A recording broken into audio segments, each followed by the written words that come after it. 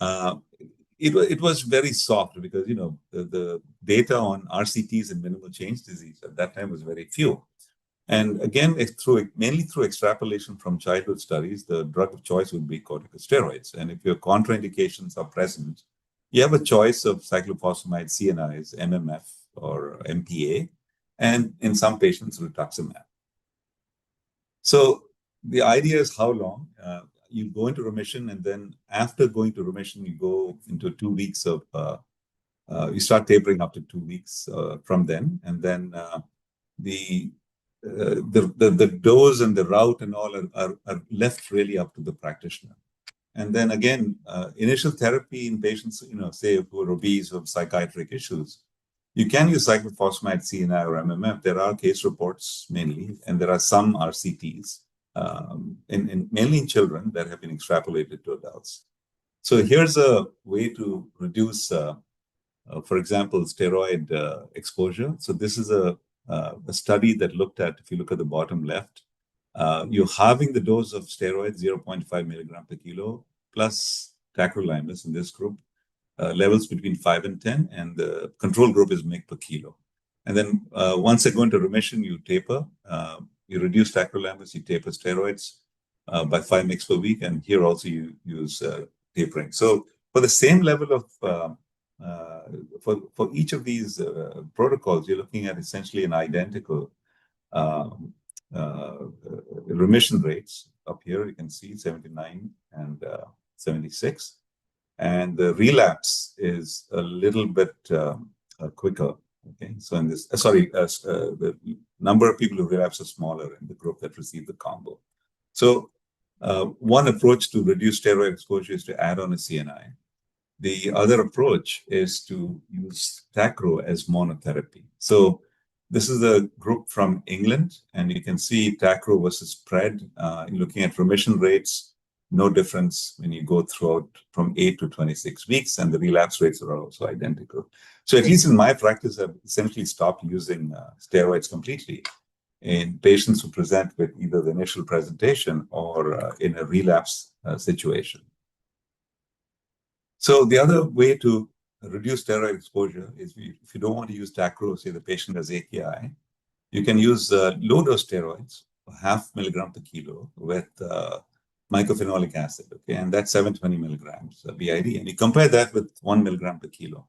This is a French study, and you can see that your remission rates are very, very similar, as are the relapse rates. And for some reason in this population, there were actually an interesting number of deaths from unrelated causes.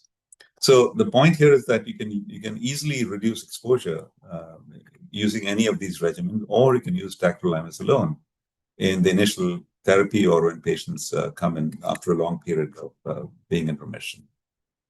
Now, this is another interesting study. It's not really a study. It's a compilation of cases, right? And they said, let's not use anything, just rituximab, right?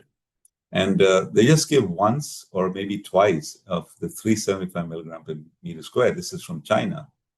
And they just followed these patients. And if you look at their remission, most of them did go into remission, complete for the most part, a couple of partials, and 2 patients did not respond to this therapy. So in the patients who are, if rituximab is available and you don't want to sort of expose them to any steroids, what I typically do is I start them on either prednisone, a very, very short duration, maybe a month, or tacrolimus. Prednisone in patients of AKI, tacrolimus in patients that do not have AKI. And once they're in remission, which is typically within 2 to 4 weeks, I take them off very, very quickly of these 2 drugs and keep them on maintenance rituximab for some length of time, usually 6 months to a year. If they come back in relapse, there's identical treatment. If you're following these patients long-term, you should know that the risk of relapse is significant. So over a period of 24 weeks, actually 40% of patients in our series relapse. So, and that is one reason, and you'll see that rituximab may be the go-to drug now, very early in the therapy of these diseases, rather than keeping on exposing patients to lots of steroids during their relapsing and remitting phase. So when you look at the group of patients who are frequently relapsing or are dependent on steroids, we need to know how to define them. So frequent relapses, again, this is totally arbitrary. 2 or more relapses within 6 months or 4 or more during 12 months. Now, this is a very liberal definition. At least in my mind, we really need to be very, very cautious that patients don't keep relapsing, because your exposure to especially steroids are going to keep accumulating, leading to a lot of downstream side effects. And we see this all the time, as I've noticed in children. And then if you're dependent, you're trying to get off steroids and you get a relapse within 2 weeks of stopping prednisone. So the treatment here, again, the data are not that great, but it used to be said, in children at least, that if you have not had any exposure to cyclophosphamide, the first choice was cyclophosphamide. And if you've had exposure to cyclophosphamide or the patient doesn't wish to be on cyclophosphamide, again, you got the same drugs, Rituxan calcium inhibitors and mycophenolic acid analogs. And the idea is that how do you choose one of these? I think cost plays a big role. In some places, it's not covered by insurance. It's not covered by insurance in other places. So we have to have a conversation with the patient to know what is the best therapy. So we can use tacrolimus. If you look at the comparison with cyclophosphamide in white, TAC goes into remission a little sooner as expected because of podocyte-specific effects, but at 24 weeks, the remission rates are identical. But now, obviously, rituximab is now front and center in this group of patients, definitely, maybe in the initial phase, as I've mentioned, but a lot of us are using this drug almost as first line, I would say, in patients who got frequent relapsing or steroid-dependent minimal change disease. So this is a group from Japan. They looked at rituximab. They got this 375 mg per meter squared, 1, 2, and 25 weeks after going into full remission. And then this was compared to placebo. And clearly, being on rituximab versus placebo, there was a dramatic change in the outcome in terms of relapse-free rate by 49 weeks. So this drug has been tested, at least now, in RCT in adults. It has been tested in children and is shown to be quite effective.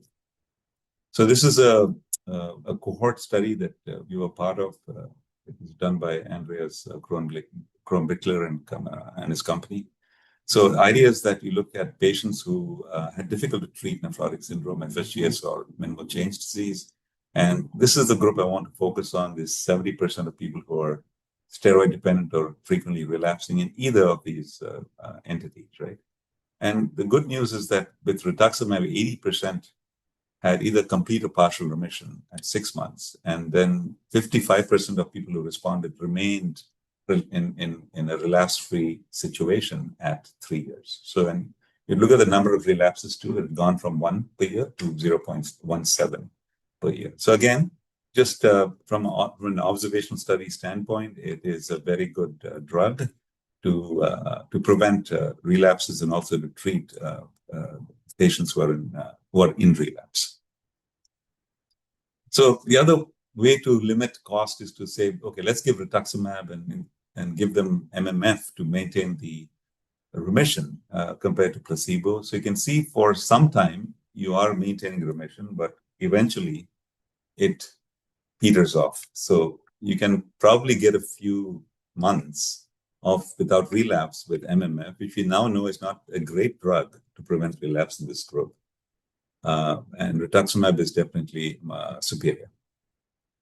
So in the nephrin era, I think you need to, if this test becomes widely available like PLA2R, we can probably look at a biomarker-based strategy. So if you're positive and there's no contraindication to B-cell depletion, the first drug could be rituximab with a very short exposure to steroids, which I'm doing right now, and maybe tacrolimus if you're even if then you don't want to give patients steroids. And if there are any contraindications to B-cell, of course, you go with the tried and true.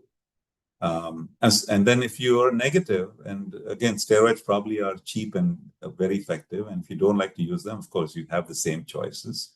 Why rituximab? Because it's being now reported, I didn't show the slides, there are other slit diaphragm proteins which are against which antibodies are formed. Now, the data are not being validated, so I didn't show the slides, but there is a lot of discovery going on in that space in people who are nephrin negative. What else can cause this minimal change disease type of podocytopathy? So to conclude, the hot biomarker is anti-nephrin antibody, and I'm hoping will become commercially available for us to use in the clinic. Most of these patients are treatment responsive, but there's a significant relapse rate. If you go into full remission, it's a good prognosis. First line, at least KDIGO, and based on the data, are still corticosteroids, but increasingly, MMF, tacrolimus, especially tacrolimus, are the CNIs are being used as initial therapy. And there may be a role for rituximab based on how the nephrin story plays out.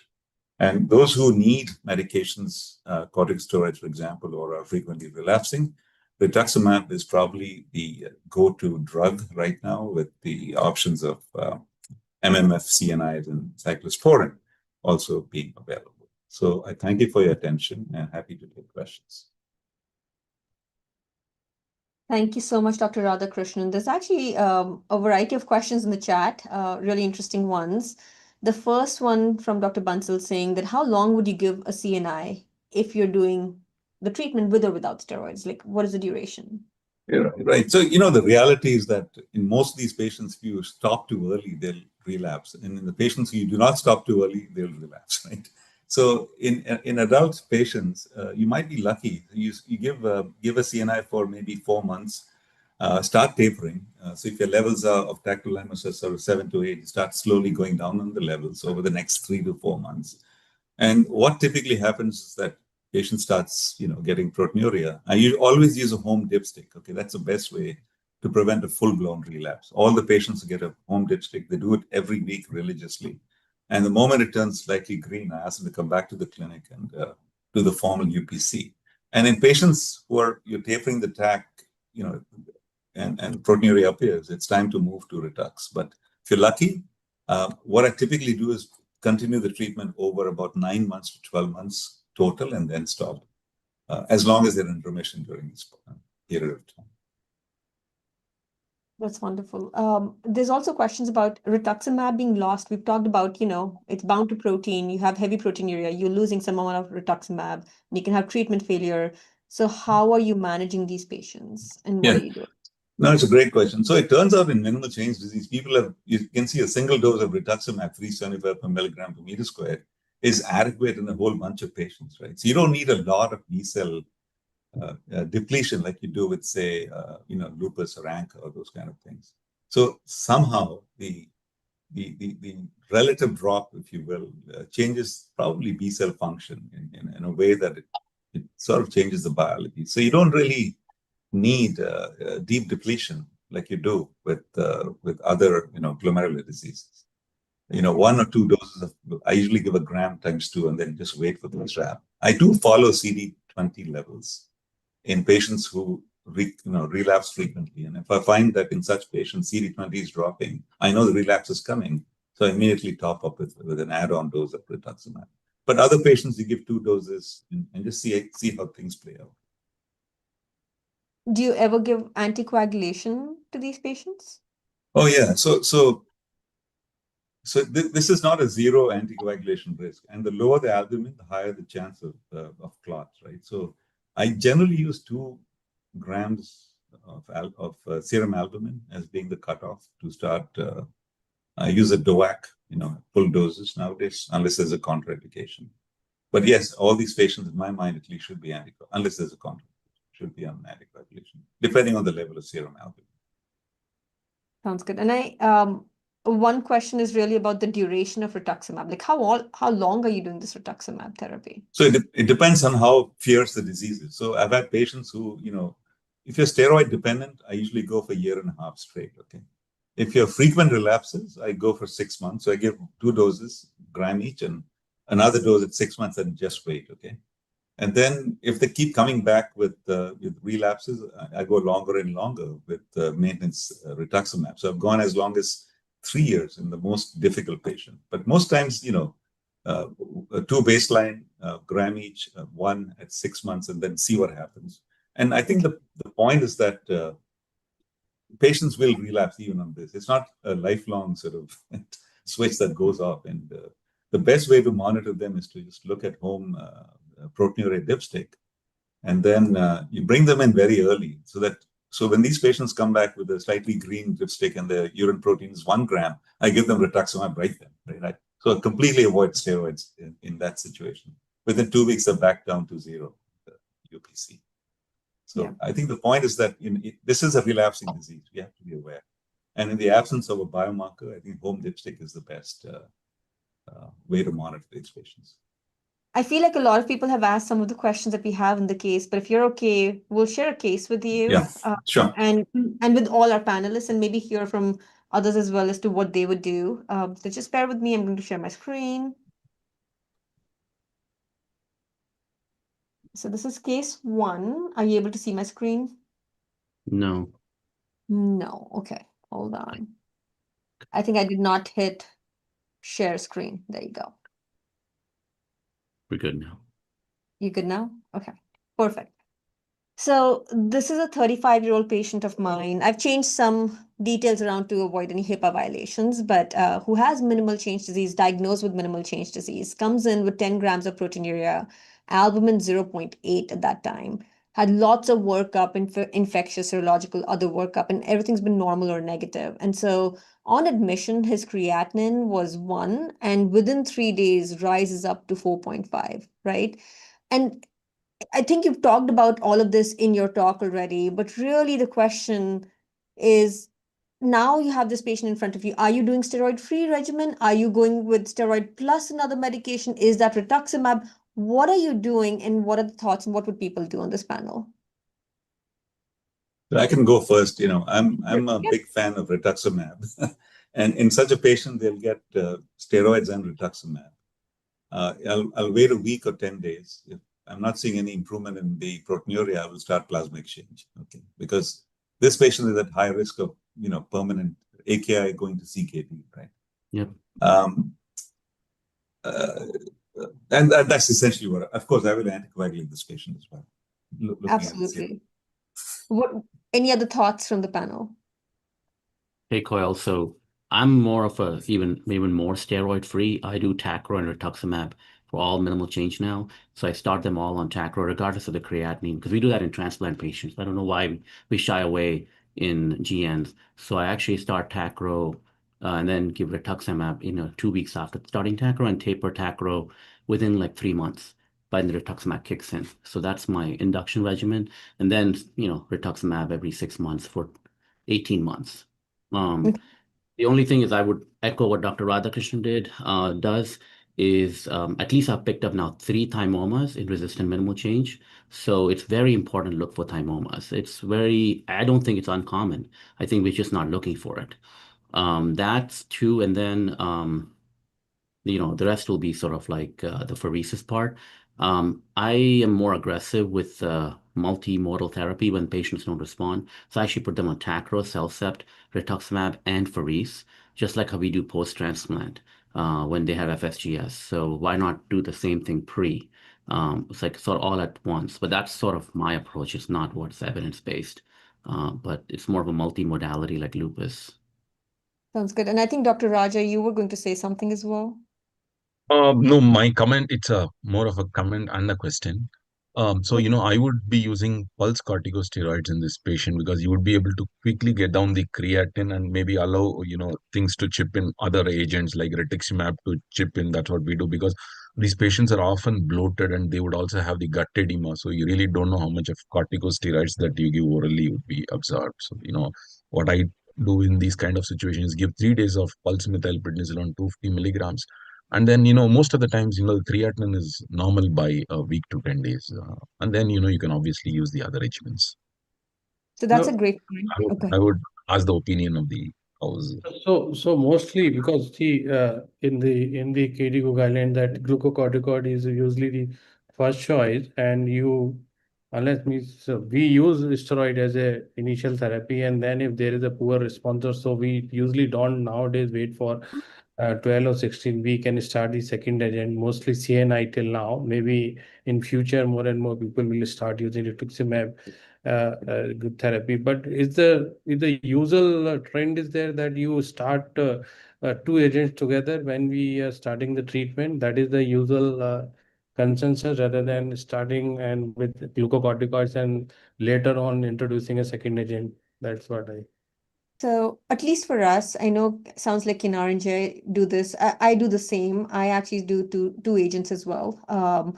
Usually start off with rituximab. We've seen really great success with rituximab, and especially if the creatine's high, my preference is Ritux over CNI. But then as the creatinine comes down, I might add a CNI if needed. Often do steroids in Ritux or a low dose of steroids with rituximab. And so I have really, in the past so many years, not done steroids alone in most of my patients, I would say. So to move on with this patient, what happened was this patient came to me and was already on steroids, had not used rituximab. I wasn't the one who had seen them, came to me with this history.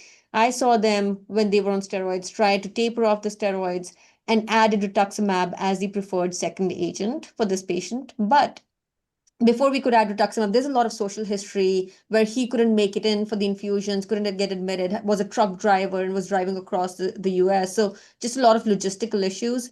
So as you were trying to also taper off the steroids, he kept flaring. And so really ended up needing rituximab. And this goes back to what Dr. Radhakrishnan was talking about, where these patients keep like flaring over and over again.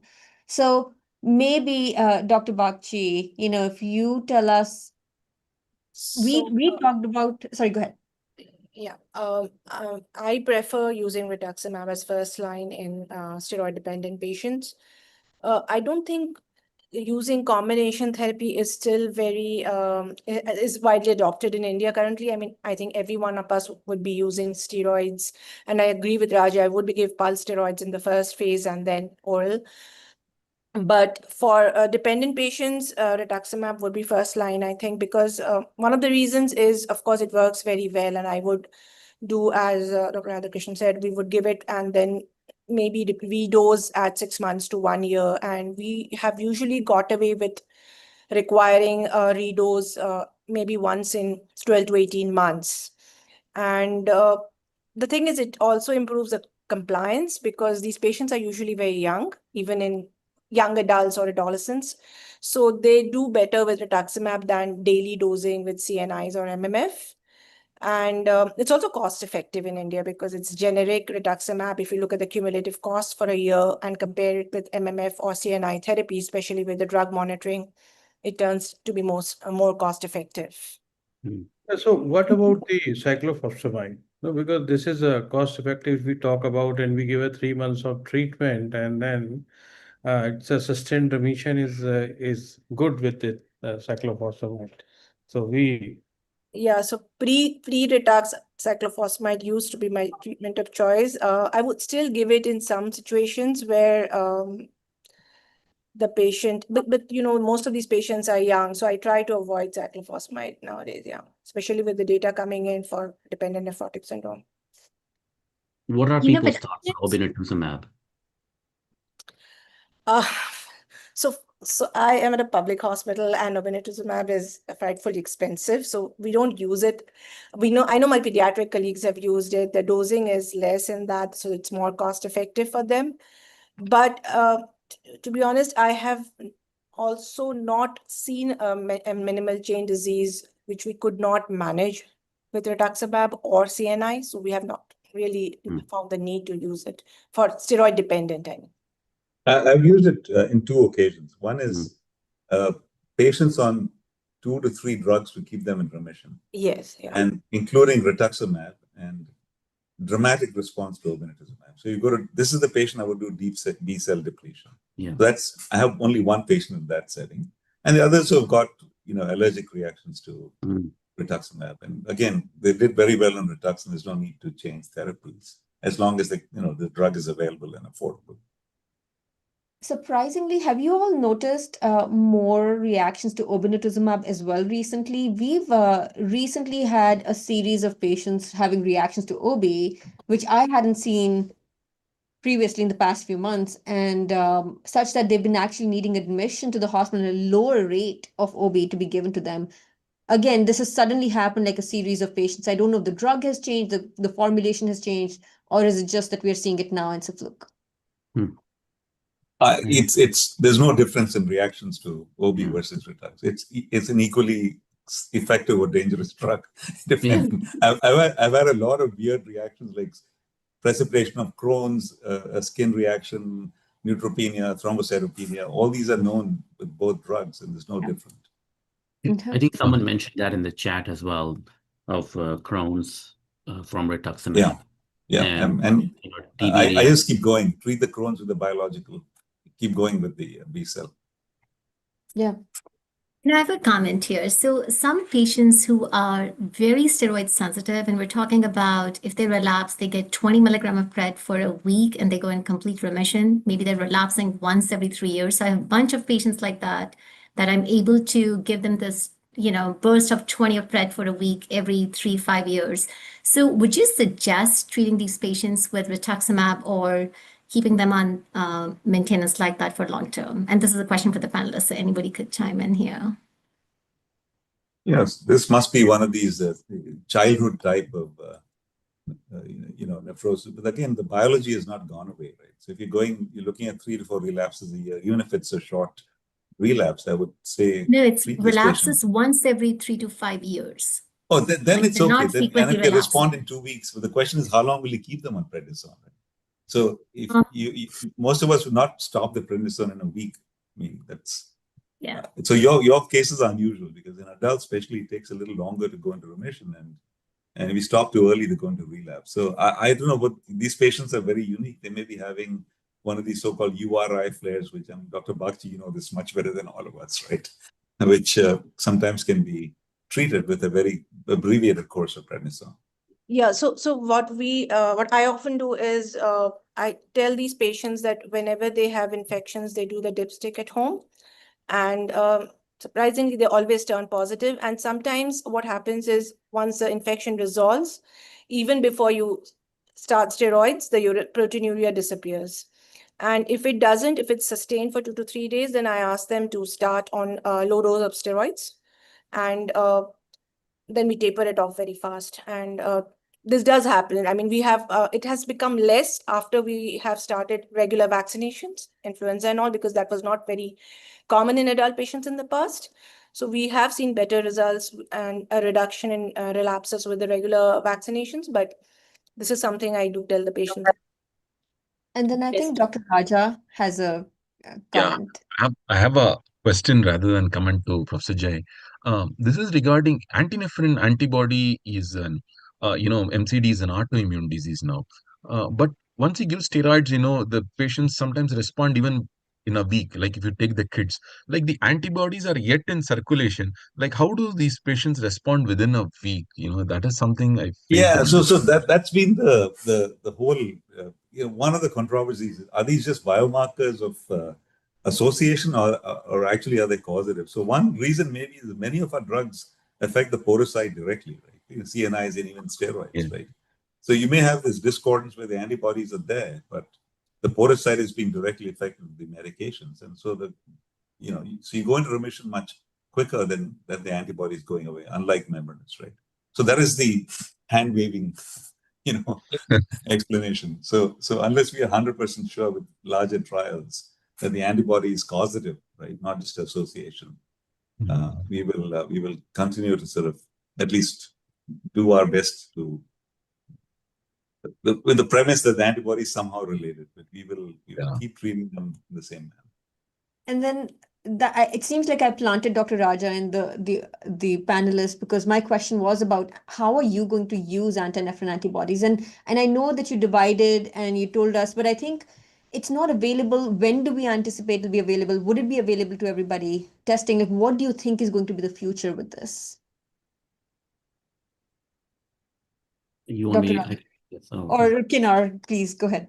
because I've used it, I send it to Astrid, but you have to do it right before the any treatment, especially steroids, because it quickly drops within a couple of days of giving immunosuppression. So if you started treating the patient already, you're going to have a negative antinephrin. Correct me if I'm wrong, Dr. Radhakrishnan, but that's usually what what we have seen. And if you freeze them, it goes away. If you actually follow up the levels post-treatment, it goes down. What I would suggest is you don't even need the levels. If you have a very good pathologist and you can actually see the IgG dusting on the IF, if you biopsy these patients, pediatric maybe not, but actually that's what we've been using. I tell the pathologist to look for the dusting on IgG, and that classically is antinephrin. That's what Helmut Ranke described many, many years ago. He would call these sort of dusting-like phenomenon. So I think if you follow that, you don't even need the levels, at least from a path standpoint. Well, I don't know, Jay, if you had any other thoughts.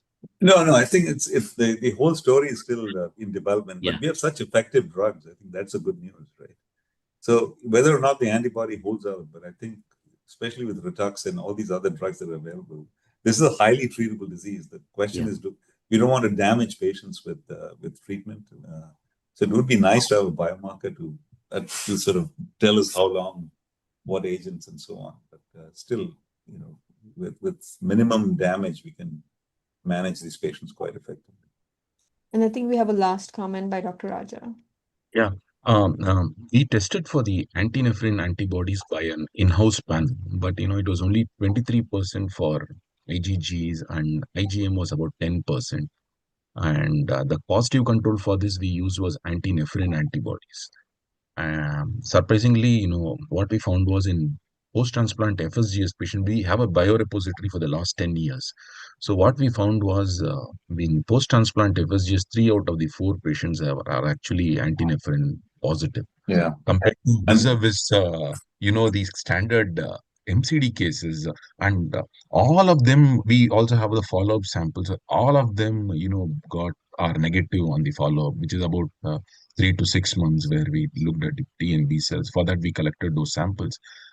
They were all negative. So looks like it's a reasonable marker for disease activity, more so for recurrent FSGS. Yeah. Thank you. I just want to answer one question in the chat about TB, right? So I think it's very important before any immunosuppression to do a quantiferon gold or even if it's in India, although the prevalence is high, we have to put them on therapy, and a lot of times there's a lot of the thought that it's everyone has it, so they shouldn't be treated is, I think, patently wrong. You should look for it, treat them with the chemo prophylaxis before hitting them hard with immunosuppression. And just on the same lines, checking hepatitis B, C, especially core antibody for B, so doing all of that as well. Dr. Radhakrishnan, thank you so much for that amazing talk. If you don't mind sticking around for just a few minutes and responding to some of the questions in the chat, and then we will go ahead with our next by Dr. Arora. So I'd like to introduce Dr. Arora. Swati Arora. She is our speaker for the next topic, which leads right into it, FSGS. She is from Pittsburgh, and she's an associate professor of medicine at the Drexel School of Medicine, has been participating in a lot of GN trials and GN registry. Without further ado, Swati, take it over. Sure, thank you. I'm just going to quickly share my screen here. Just a second. It's not coming up as a...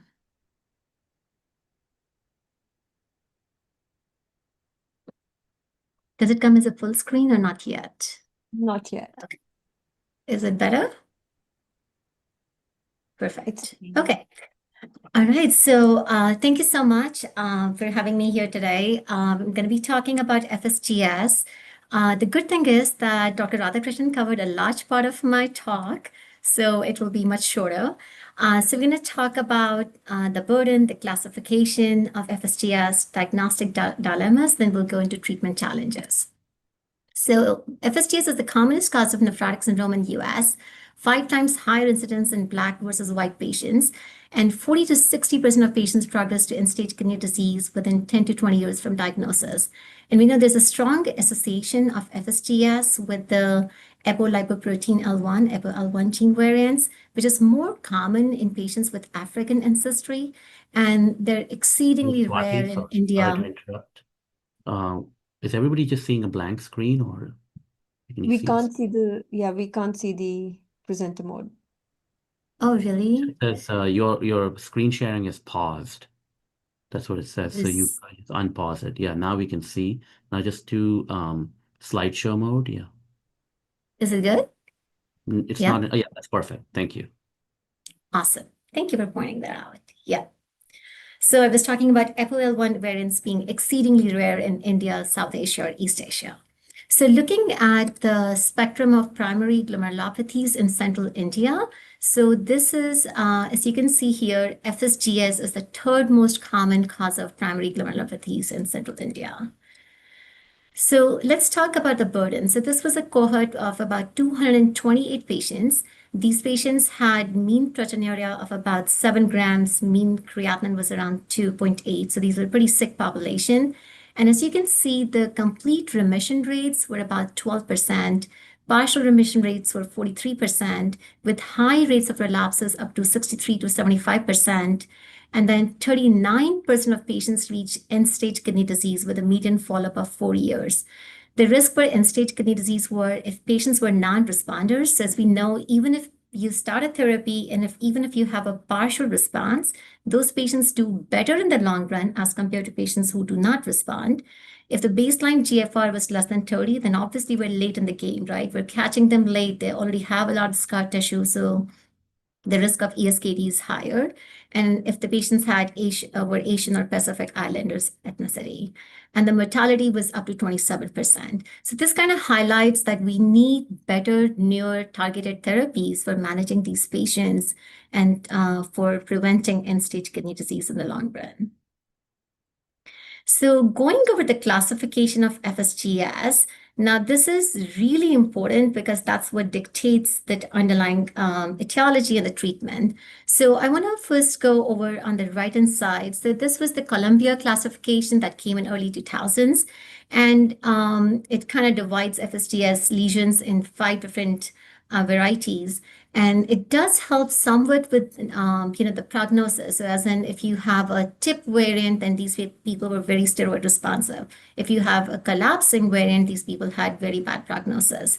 But then it did not tell us anything about the underlying etiology or pathophysiology. So that's when KDIGO 2021 moved towards classification of FSGS based on what do we think is going on underneath, right? So they said, is it primary or immunological FSGS, which is related to circulating soluble factors? And Dr. Radhakrishnan went over anti-nephrin antibodies already. So we know that this does target the antibodies in the slit diaphragm, and it causes primary FSGS. And these are the kind of patients who are most amenable to immunosuppression. Then is it genetic FSGS? So I'll talk about that in a minute. Or is it secondary FSGS, which could be from maladaptive changes? So you can have somebody who has reduced nephron mass from birth. Maybe they were small for gestational age when they were born, or they had reflux nephropathy, or they have a lot of burden on them, meaning they have uncontrolled hypertension or obesity, which causes maladaptive changes and hence secondary FSGS.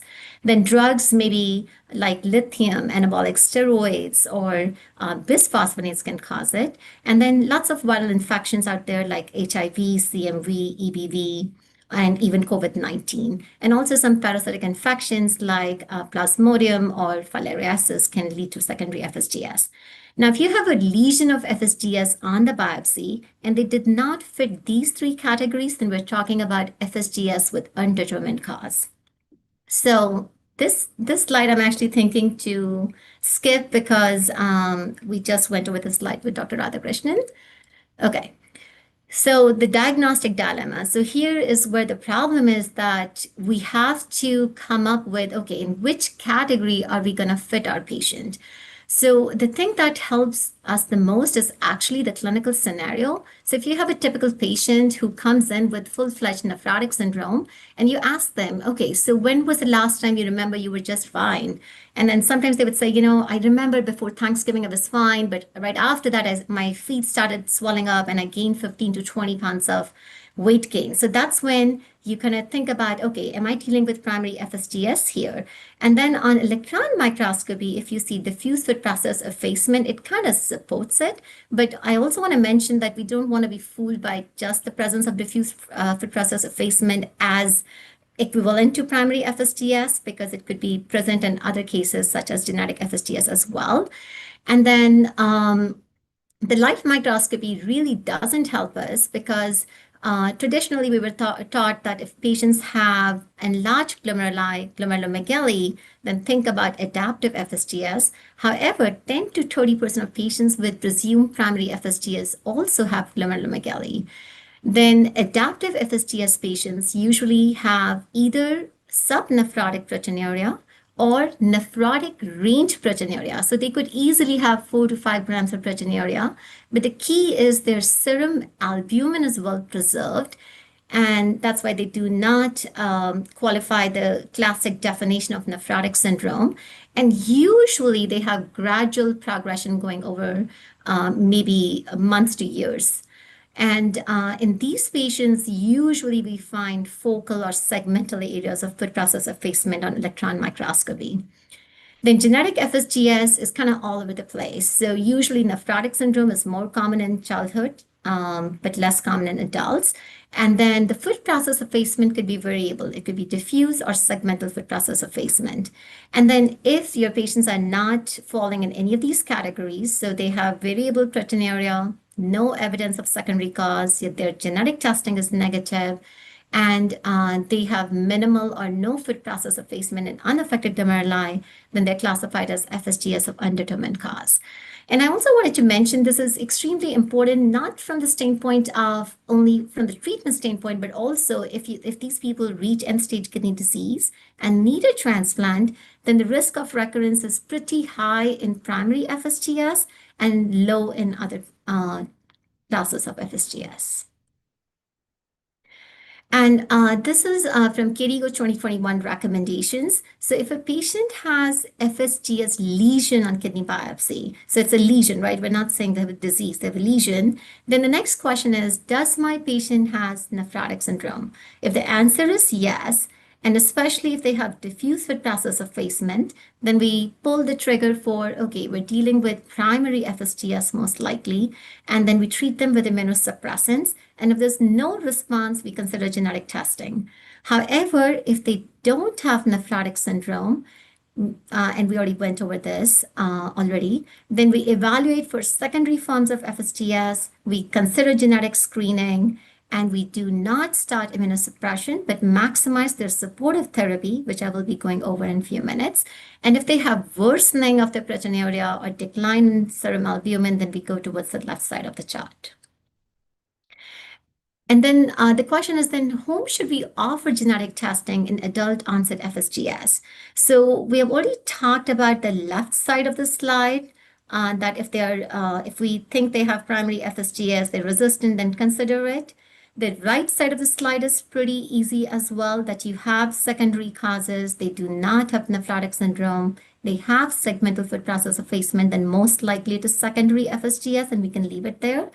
But then the middle two boxes are about the gray zone. So as an example, there's someone with no nephrotic syndrome clinically, but on the biopsy, on electron microscopy, they have diffuse foot process effacement. So because it is not fitting right, so you would want to consider genetic testing. Similarly, a patient, whether they have nephrotic syndrome or no nephrotic syndrome, they have segmental foot process effacement, but you've ruled out other secondary causes, then we should consider genetic testing. And this is list of the genes. It's not the complete list. Honestly, they're discovering new monogenic genes that are related to FSGS. But these are the genes that have to deal with the cell matrix, slit diaphragm, cell signaling, and such. And I'll talk about precision medicine in FSGS at the end of the talk. Okay, so the supportive therapies, the ones we're very familiar with, are RAS inhibition, diuretics, low sodium diet, and statins. So I want to spend a little bit more time on SGLT2 inhibitors and endothelin receptor antagonist here. So this is from the subgroup analysis of DAPA-CKD study. And in their cohort, they had about 104 patients with biopsy-confirmed FSGS. Mean age was 54, mean GFR 42, and albuminuria of 1.2 gram per gram. And they looked at the patient's DAPA arm versus placebo. So within the first 2 weeks, the decline in proteinuria was about 26% in the DAPA arm versus 9.9% in the placebo arm. And as we know with SGLT2 inhibitors, we anticipate acute decline in GFR, which was a drop by about 4.5 ml per minute per year in DAPA arm versus minus 0.9 in placebo arm. However, the chronic slope showed that the patients in the DAPA arm had an advantage of about 2 ml per minute per year of GFR. However, this was not statistically significant. Also, the numbers were pretty small. And then looking at the duplex trial, which looked at sparsentan, which is a dual endothelin angiotensin receptor antagonist. So it inhibits both your ETA and the angiotensin 2 receptor versus irbesartan, which only inhibits angiotensin 2 receptor. So they looked at about the patients with primary FSGS in the age group 8 to 75 years. And they randomized the patients in the sparsentan arm versus irbesartan. And what they found that at 36 weeks, the rates of partial remission were higher, 42% in the sparsentan arm versus 26% in the irbesartan arm. And this was statistically significant. However, there was no difference in the GFR slope over a follow-up of about 2 years, and the adverse events were pretty comparable. So with this, sparsentan received FDA approval in April of 2026 for FSGS without nephrotic syndrome. And the reason they said without nephrotic syndrome, because when they did the subgroup analysis in patients who had nephrotic syndrome, there was no difference between the two arms. And then just a little bit on the non-steroidal mineralocorticoid receptor antagonist like finerenone, which has anti-inflammatory and anti-fibrotic properties. So this was studied in obesity-related glomerulopathy, which showed significant reduction in proteinuria and stabilization of GFR. Now we're going to go towards the more challenging part of FSGS, which are the immunologic therapies for FSGS.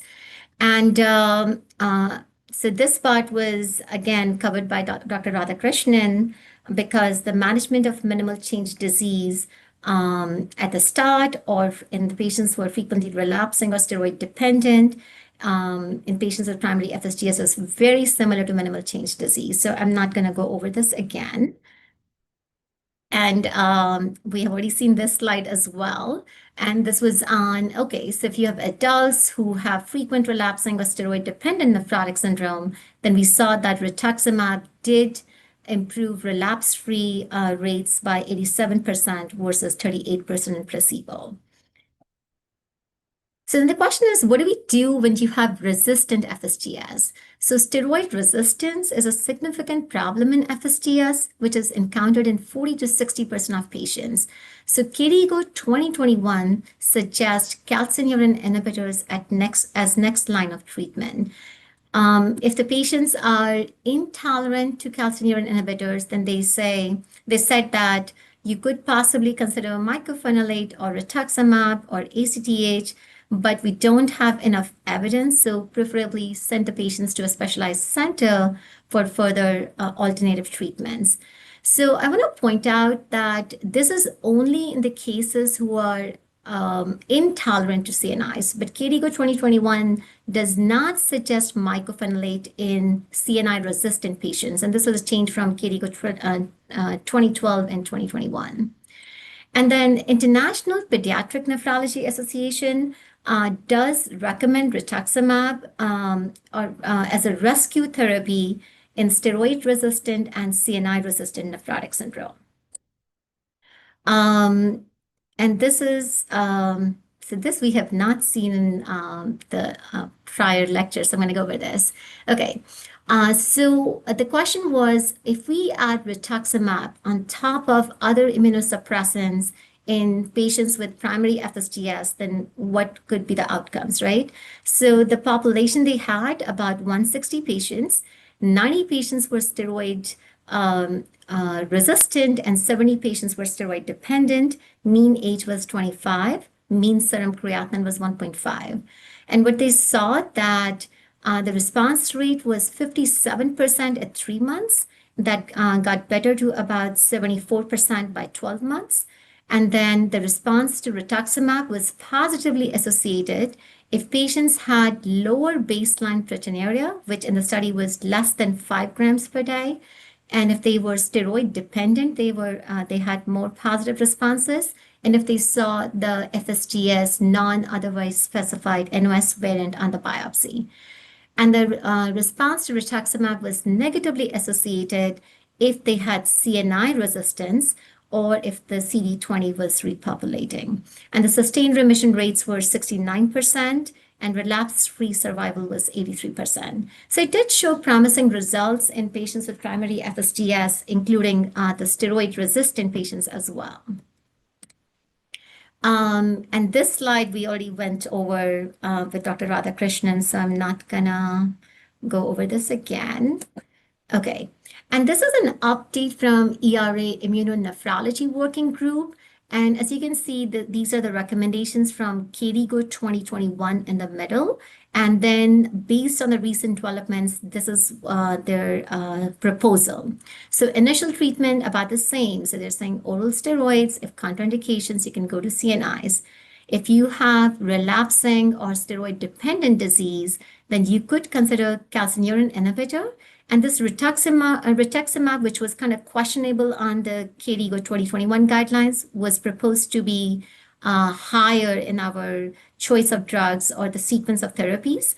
And then if you have steroid-resistant disease, then we already talked about KDIGO 2021 recommends CNIs, but this working group is proposing you can use either calcineurin inhibitor or rituximab.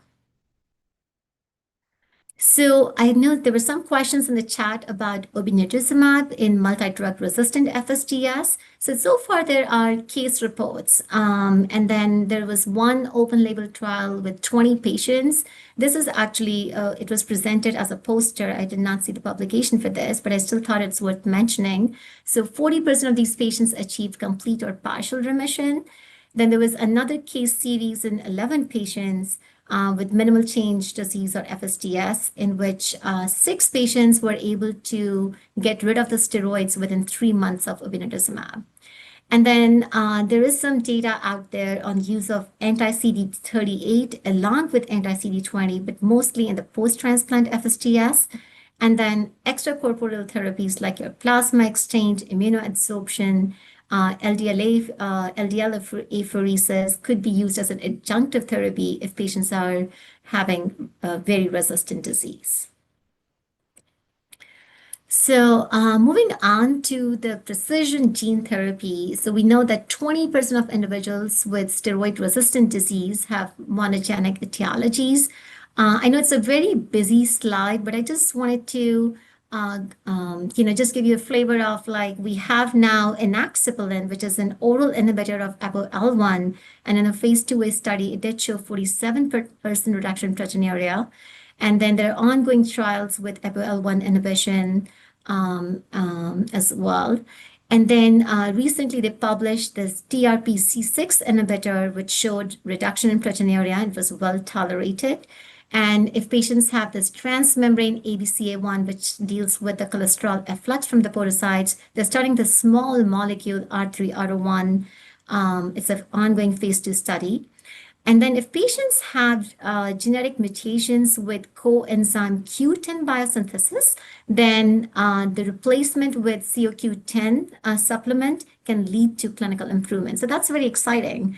And then they have other trials, which I'm not going to go in depth right now because of for sake of time, but a lot is in the pipeline, and these are very exciting times for FSGS.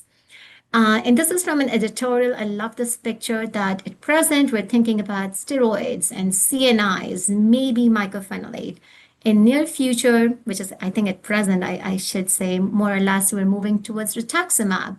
And maybe in future we're thinking about obinutuzumab or daratumumab and more. So this is a little slide on my take-home message that anybody with FSGS, you want to do the supportive therapy, and I added sparsentan here.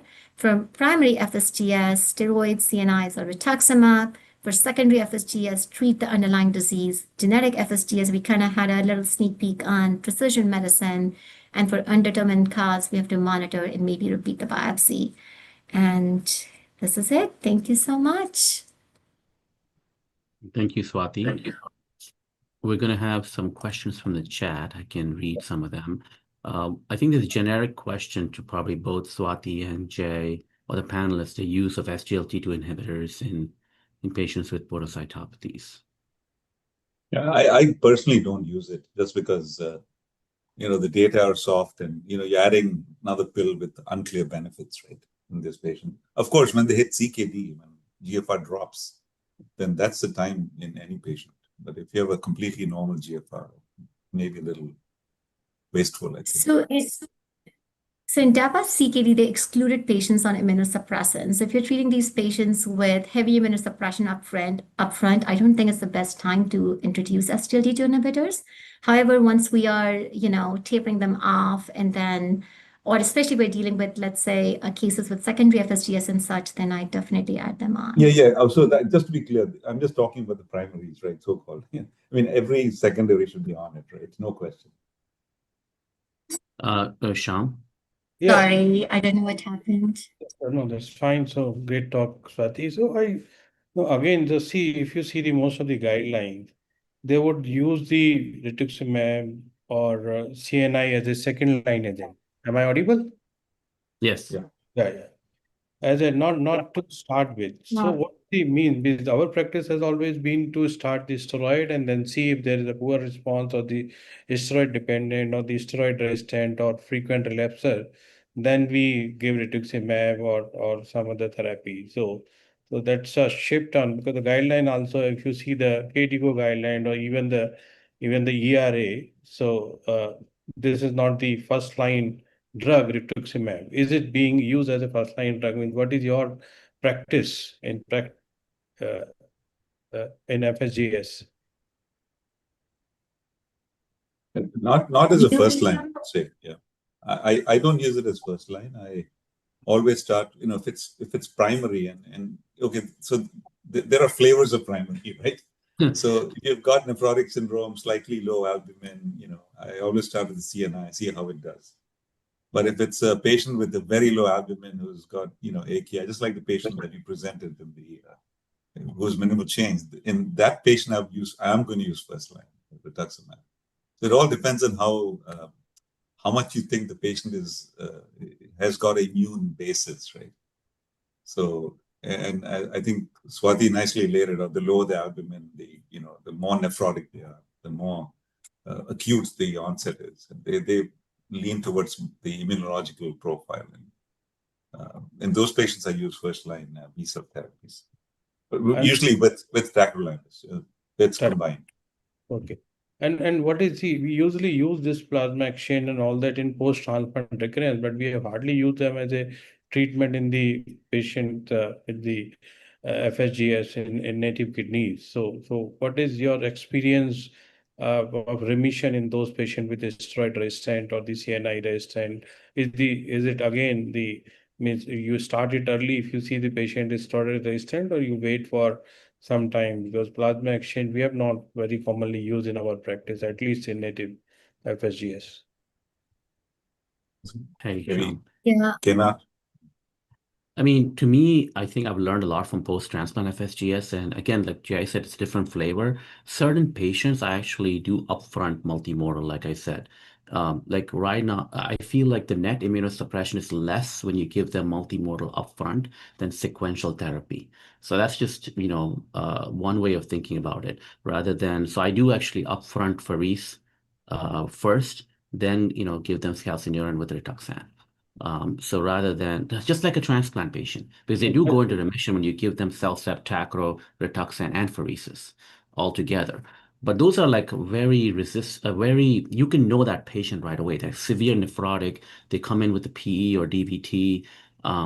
It's not your very mild nephrotic syndrome in a way. It's the one you will know right away. Like the collapsing variant, I would treat more aggressively with that approach. But again, that's a post-transplant approach used pre-transplant, but that's not what the guidelines say. The guidelines will still say sequential therapy. You try one first, then put the next, then do the other. Many people are not using combined therapy, which I think should be the future of FSGS.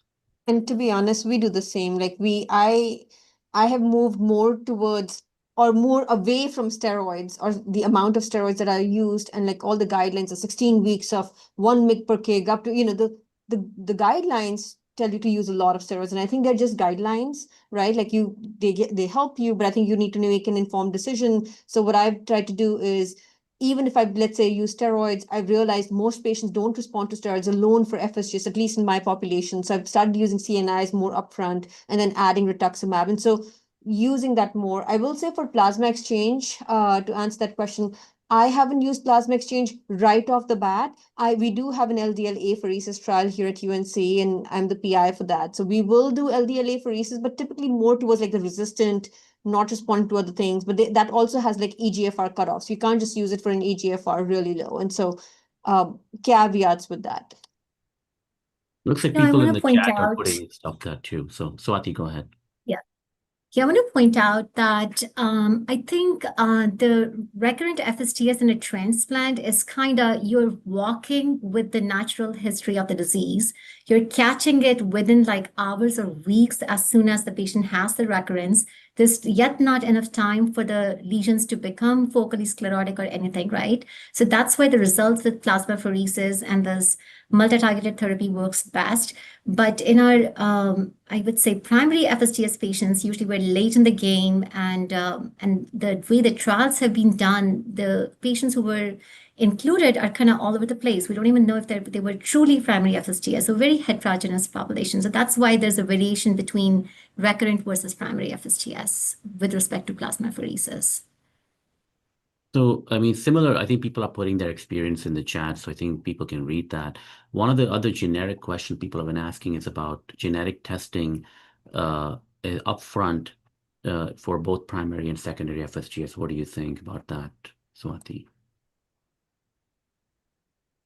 I don't offer it upfront if the patient is truly presenting as a primary FSGS. The presentation on my history taking, if I feel it's an acute onset and, falling in lines with primary FSGS, then I do not offer upfront. However, with everybody else, and a lot of times, if I'm not really sure that it is truly secondary FSGS or not, so my threshold for ordering genetic testing is much lower now, and I'm doing a lot more as compared to before. And the last question I just wanted to put in is just I always wondered if collapsing FSGS is a podocyte malignancy. I know podocytes are completely differentiated, so they won't become a cancer. But when they de-differentiate, they proliferate. So are we missing a podocyte cancer when it's in collapsing FSGS? I don't know. I'm just putting it because from the onconephrology hat. Jay, Swati, any thoughts? No, I think it's just de-differentiation. And the problem is that whatever injury causes the podocytes to differentiate. I can't remember if there's any other, analogy in other cell types, right? But yeah, this is unique. So I think the one thing that really messes up podocytes is interferon, right?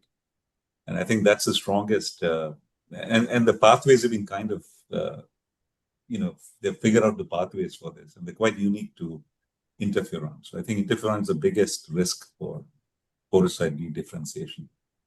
And if the interferon signal passes, then they revert to the scarring type over time. I wonder though, right? Like, it's like the chicken or the egg, right? What came first? I wonder if there is like whatever the trigger for injury, whether it's interferon, something else, causes the collapse first. And now you have podocytes that are getting dedifferentiated and then just sort of filling up the space that is left behind, versus is it actually the podocytes proliferating and then causing the collapse? I don't know, we know which came first when we see collapsing. And so I wouldn't go as far as calling it cancer. But yes, the differentiation and proliferation is happening. I do have a question for the panelists. I just want to go back to the genetic thing for just a second. Maybe Dr. Bagchi and Dr. Ramchandran and Dr. Bansal can weigh in for India. I tend to do a lot more genetic testing. I feel like I used to do less, and I've realized that even with primary FSGS, I'm seeing a lot of overlap, and like especially the call4 mutations. You could still have primary FSGS in presentations, or you could have secondary, and we've got a lot of mutations. So, what are you all doing with genetic testing? Is it easy to get? Is it something that you're doing routinely? Go ahead, please. Go ahead, Shamita. Yeah, so genetic testing has really become much more affordable in India in the last few years, and with a lot of commercial laboratories offering them. And so what we tend to do in our practice is, if a patient doesn't respond to steroids, personally, I feel that we should go ahead and do the genetic testing. Because even with CNI, genetic FSGS, some forms do respond to CNI. So it is better to have that baseline, especially with the lower costs. But what I also wanted to highlight is that before escalating immunosuppression in a patient who is not responding to steroids, it's very important to rule out the genetic and secondary forms of FSGS. So we need to be a little bit more detailed in our history taking and investigations for that. And the other thing I wanted to get back on was your question on SGLT2 inhibitors. I think it's being overused, especially in GNs, because most of the data, whether it's for IgA or FSGS or membranous, they were not meant for studies in these glomerular diseases. And I think we are using it much more. And in every GN patient ends up getting SGLT2 inhibitors as if it's an equivalent of an AC inhibitor. So I think we should tend to avoid that. Personally, I would use immunosuppression with ACE inhibitors. And if the patient is chronic, or if is in a partial remission with a proteinuria of around 1 gram, then maybe yes, SGLT2 inhibitors, because first thing, it adds to a cost. And second thing is, in hot climates, prolonged SGLT2 inhibitors, the patient goes into remission, comes for a long follow-up after a long time. There is an attendant AKI risk. So it should not be universally used the way we use ACE inhibitors. It is not a RAS blockade, put it that way. I think in the interest of time, a really good discussion, but I'll have Sham move on to our next speaker. Thank you, everybody. I'm going to be leaving, so thank you very much for the invitation. Thanks, Jay. Okay, bye-bye. Thank you. Thank you. Bye. Are we going to take a break for 5 minutes? I think we can move on, just so that we Yeah. can have more time for discussion here. So our next speaker is Dr. Raja Ramchandran. Dr. Raja Ramchandran is a additional professor of nephrology in prestigious PGI Chandigarh, and he has done a lot of work in membranous nephropathy and other glomerular diseases, and his keen interest in the glomerular diseases and also in the complement-mediated diseases. He has been involved in multiple trials. So I would invite Dr. Raja to deliver his talk. Thank you, Dr. Bansal. Am I audible?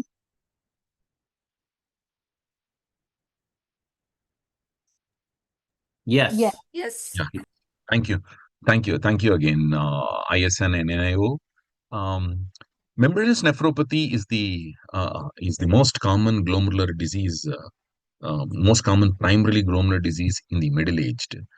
And the outline for my lecture would be is a general introduction, then how we have graduated from just an idiopathic MN to antigen-based MN class stratification, then conventional treatment of membranous nephropathy with cyclical therapy and rituximab, and newer ways of treating membranous patients with rituximab, and what are the recent studies which have evaluated newer therapies in membranous nephropathy or, combination therapies in membranous nephropathy. Membranous nephropathy is governed by a rule of third. That means 1/3 of the patients, have spontaneous remission. 1/3 have, continue to have nephrotic range proteinuria if they are not treated properly. And 1/3 of them would progress to chronic kidney disease and later on to end-stage kidney disease. Proteinuria somehow remains the only, suitable progression marker in patients with membranous nephropathy. What happens to patients who have subnephrotic range proteinuria or non-nephrotic range proteinuria? So if you take 100 patients of patients with non-nephrotic range proteinuria, a very nice study from the Toronto GN registry, 40% of them would not progress to nephrotic range proteinuria itself. And in the 60% who progress, most of them would happen in the first year itself. If you look at the long-term outcome of the patients, those who never progressed to nephrotic syndrome have a GFR drop of less than 1 ml a year. Whereas those who progress to nephrotic syndrome, they have about 3.5. And those who have nephrotic syndrome at presentation, they have close to 5 ml per minute drop in the GFR. So the patients with non-nephrotic range proteinuria, very good prognosis. The next aspect is how have we moved in our understanding of membranous nephropathy. So if I had to put, it was initially called idiopathic membranous nephropathy, and we have now moved on to antigen-based classifications. And many of these antigens are also associated with secondary diseases. There are about a dozen antigens, and the Professor Sethi's lab have a custom of updating a new antigen every year. So I think it's close to a dozen now. And the most relevant antigens, at least for the Indian subcontinent, I would say is PLA2R, which is there in about 70 to 75% of the patients with membranous nephropathy. And the second one is the NEL1 associated membranous nephropathy, which is associated with complementary medicines or with use of skin whitening creams.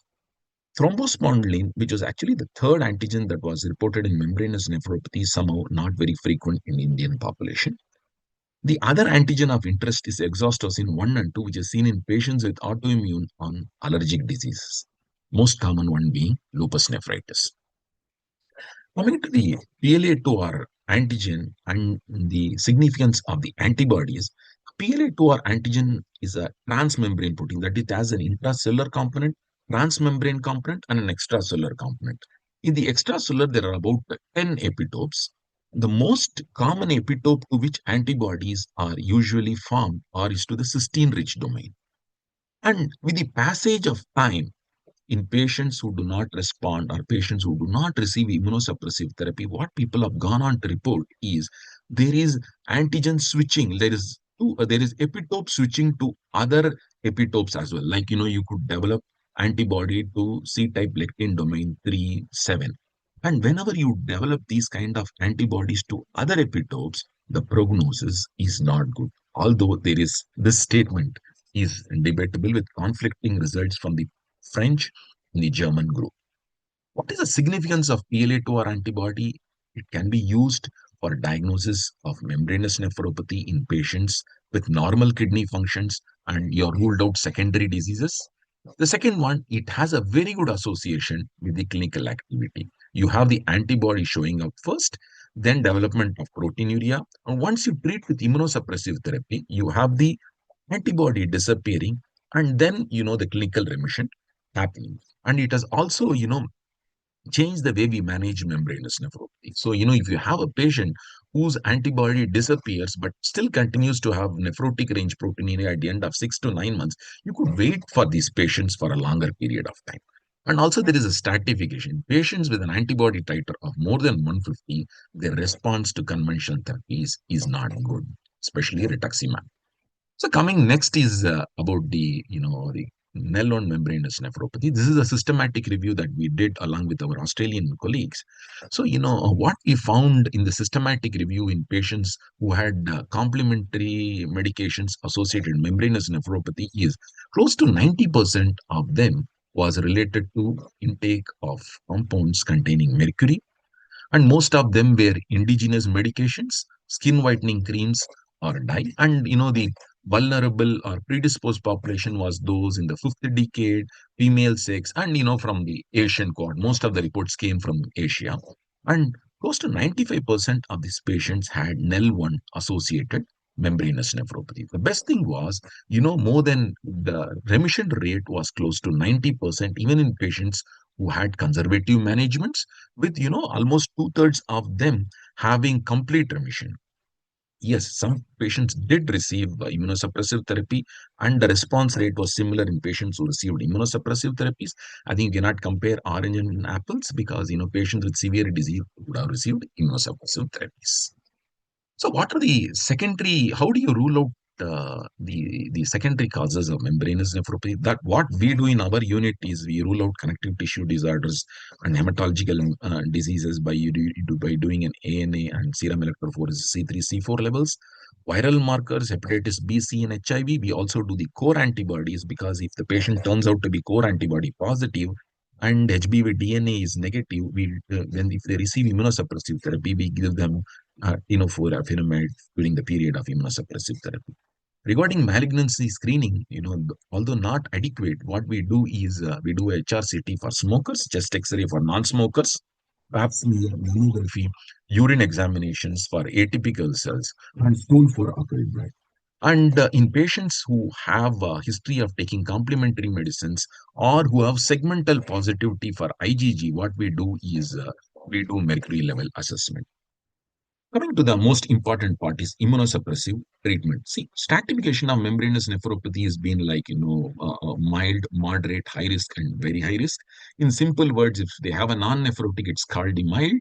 If they have proteinuria in the nephrotic range, but not too much, it's the moderate. If they have a lot of proteinuria, more than 8 grams, or have markers of severe nephrotic like albumin of less than 2.5 or very high anti-PLA2R, where the probability of spontaneous remission is low, it is classified as high risk. Very high risk is those with who present with an RPR of like presentation, though rare, or patients who have, developed venous thromboembolism. These are the patients with very high risk. The KDIGO recommends, conservative therapy for the non-nephrotic patients. Those with moderate, they recommend rituximab or calcineurin inhibitors. And patients with high risk, recommendation is rituximab or cyclical cyclophosphamide and corticosteroids. In patients with very high risk, the KDIGO recommends cyclical and alkylating therapy and corticosteroids. The next is about, what is the evidence that for with respect to use of the cyclical therapy? There are at least 2 trials which looked at the long-term outcomes. One is by Professor Jha and one is from the Ponticelli, where they reported, very good outcomes with respect to CKD progression, dialysis requirement, and death in patients who received cyclical therapy vis-a-vis those who received only supportive therapy. Based on these 2 studies, the 2012 KDIGO guidelines recommended, modified Ponticelli as the first-line therapy for management of membranous nephropathy.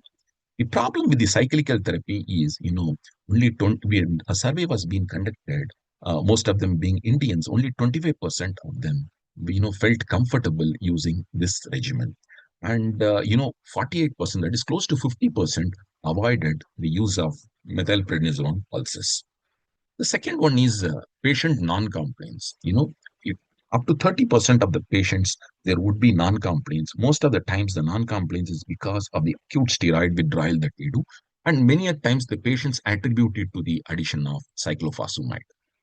1/4 of the patients have clear evidence of hypothalamic pituitary axis suppression, although, they are largely asymptomatic. And, there are other, wide range of complications that come with use of this high dose of corticosteroid. Remember, the amount of steroids used in membranous nephropathy is the highest in nephrology, including kidney transplants. So, using this high dose of corticosteroids would come up with its own set of complications. And even the cyclophosphamide, we use about 13.5 grams in the modified Ponticelli protocol for a 60-year-old patient. So this is a review article which was reported in the Kidney International report by Professor Fervenza, where they reported various trials in membranous nephropathy in the last decade and a half. So one was our study on tacrolimus and modified Ponticelli regimen, then the Gemritex trial, Mentor trial, Recyclo trial, and the Sarman trial. First is, our trial which we did was comparing tacrolimus along with some corticosteroids versus the modified Ponticelli regimen. What we found was at the end of a year, the remission rates in Ponticelli and, tacrolimus and corticosteroids was seen. Three-fourths of the patients responded. But after 1 year, when we stopped tacrolimus, the graph began to diverge. And at the end of 2 years, and again at the end of 6 years, you can clearly see 60% of the patients treated with the Ponticelli protocol had a relapse-free disease, compared to close to 30% of the patients only treated with tacrolimus. And also, if you look at the adverse events at the end of 6 years, there were more in patients who received tacrolimus, clearly suggesting that modified Ponticelli protocol in the medium term and in the long term is better than tacrolimus and corticosteroids in managing membranous nephropathy. Coming to the studies on rituximab, I would mention only the conclusion part, because most of them us are aware about the studies. The Mentor trial compared rituximab versus the cyclosporine, and the inference was at the end of a year, rituximab was non-inferior to cyclosporine, and at the end of 2 years, rituximab was superior to cyclosporine. And also, if you look at the adverse events, the safety profile was better in patients treated with rituximab compared with cyclosporine. And the dosage that they used here was close to 4 grams, that is 2 grams on day 0 and day 50. And again, they repeated the same at the end of 6 months if the patient did not have complete remission. The next one is the Starman trial. Starman trial is a deviation where they use a sequential therapy, where they use tacrolimus for 6 months and then rituximab. This is largely Spanish patients, and they compared it with the modified Ponticelli protocol. And what they found was, the Ponticelli protocol was clearly superior to a sequential therapy of tacrolimus followed by rituximab. The total remission rates, the complete remission rates, and the immunological remission rates were better in patients treated with the Ponticelli protocol.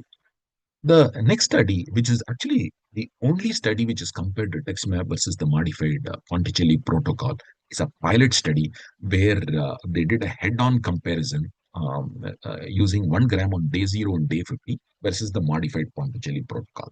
What they reported was about three-fourths of the patients had remission at the end of a year in both the groups. The complete remission rates was better with the cyclical therapy compared to rituximab, but the difference was not statistically significant. At the end of 2 years, and again at the end of 3 years, three-fourths of the patients continued to remain remission in both the groups. But this is a pilot study, so the objective of pilot study is to look at the feasibility and a sample size calculation, and the outcomes actually are something like a co-primary outcomes. So you cannot pay too much of weightage to the results, but yes, this is the only study which evaluated such a thing. If you look at the adverse events, also they were similar. The serious adverse events were similar in both the groups. Coming to, we have long-term data with respect to the Ponticelli protocol. Do we have long-term data with respect to rituximab? The Mayo group by Sir Fervenza had reported the long-term outcomes of patients treated with rituximab for membranous nephropathy. What they reported was 95% renal survival, that is dialysis-free survival, was 95% in patients who received rituximab as their therapy, and close to 90% of the patients actually achieved clinical remissions, and somewhat equally divided, complete and partial remission was seen in about 38 and 48% of the patients respectively. Only 10, close to 10% of the patients only failed therapy to rituximab. And yes, if you look at the response rate, it's slightly delayed. We should all remember that when you use rituximab as a therapy, it depletes the B cells. When you use cyclophosphamide and corticosteroids, they also attack the plasma cells and the memory B cells. So it's important that whenever you use cyclophosphamide, you'll have a quicker remissions, whereas when you use rituximab, you'll have a delayed remission. It is important for us to note, because the patients would always come back and say that I've not achieved remission, and there will be always an itch to use a second line therapy. And in this study, and what the predictors of poor response to therapies, the patients who actually had previous immunosuppression, that is, probably they were relapsing disease or resistant disease, or they had a bad biopsies. So that was the risk factor for poor outcome. So next one is impact of additional dosing. So when you use rituximab, what happens is you administer rituximab. Unlike when you use it in other condition like relapsing disease, relapsing podocytopathies, or steroid-dependent podocytopathies, where you use it in at the phase of remission. In membranous nephropathy, you use it when the patient has got a lot of proteinuria. So whatever rituximab you administer would pass down the urine. So, this is one of the reasons why, you have very low circulating levels at the end of 3 months in patients with membranous nephropathy. Only, 60% of the patients have adequate rituximab levels at the end of 3 months in patients with membranous nephropathy. In the comparative study from the French and the Nijmegen cohort, what they reported was in patients who have an anti-PLA2R titer of more than 150, the response to rituximab is poor. And compared to the a slightly prolonged corticosteroid and cyclophosphamide therapy, where more than 85% of the patients had immunological remissions. So what the French group did was they added an additional dose of rituximab at the end of 3 to 6 months. And what they found was when they added an additional dose of rituximab at the end of 6 months, 80% of the patient had immunological remission. Similarly, 80% of the patient then went on to develop clinical remission. So suggesting that, if you give such an additional dosing at the end of 3 to 6 months, the patient's remission rates may improve. So based on this, this study, what we developed as a protocol in our unit is in between 3 to 6 months, we administer 1 gram of rituximab additional dosing to all the patients who do not achieve complete remission by 3 months. And what we found was when we did a propensity match scoring with patients treated with Ponticelli protocol, the remission rates were similar. Yes, the patients treated with Ponticelli protocol had a quicker time for remission compared to the rituximab-based therapy, and also the relapse rate were higher with Ponticelli protocol compared to rituximab-based therapy. And the best thing was with the adverse events. Although it was a retrospective analysis of a registry, so patients who have come with milder symptoms or those who do not report to us for milder symptoms we would not have documented them, but we did find that there was 65% reduction in the adverse events in the rituximab compared to the modified Ponticelli protocol. And yes, if you use rituximab, the risk of diabetes, leukopenia, there are less. The neutropenia is a side effect, but we did not observe in any of our patients. So, coming to the last part, what are the newer studies that have looked at alternate therapies in membranous nephropathy is, this is a very interesting combination. Yeah, this is from the Nijmegen group from Netherlands, where they looked at a combination of rituximab 1 gram on day 0 and day 50, and low-dose cyclophosphamide about 1 to 1.5 milligram per kg for about 8 weeks, and then a brief course of corticosteroid. They use it for only 3 weeks. And what they found was, close to 90% of the patients had immunological remissions. And also the clinical response was seen in 85% of the patients, and 3/4 of the patients had complete remissions. So, this study largely suggests that if you are able to use this kind of a combination, you're going to have a superior remission rates. This was a single arm study, so I don't think we can draw too much conclusion without a comparison of modified Ponticelli or rituximab based therapies.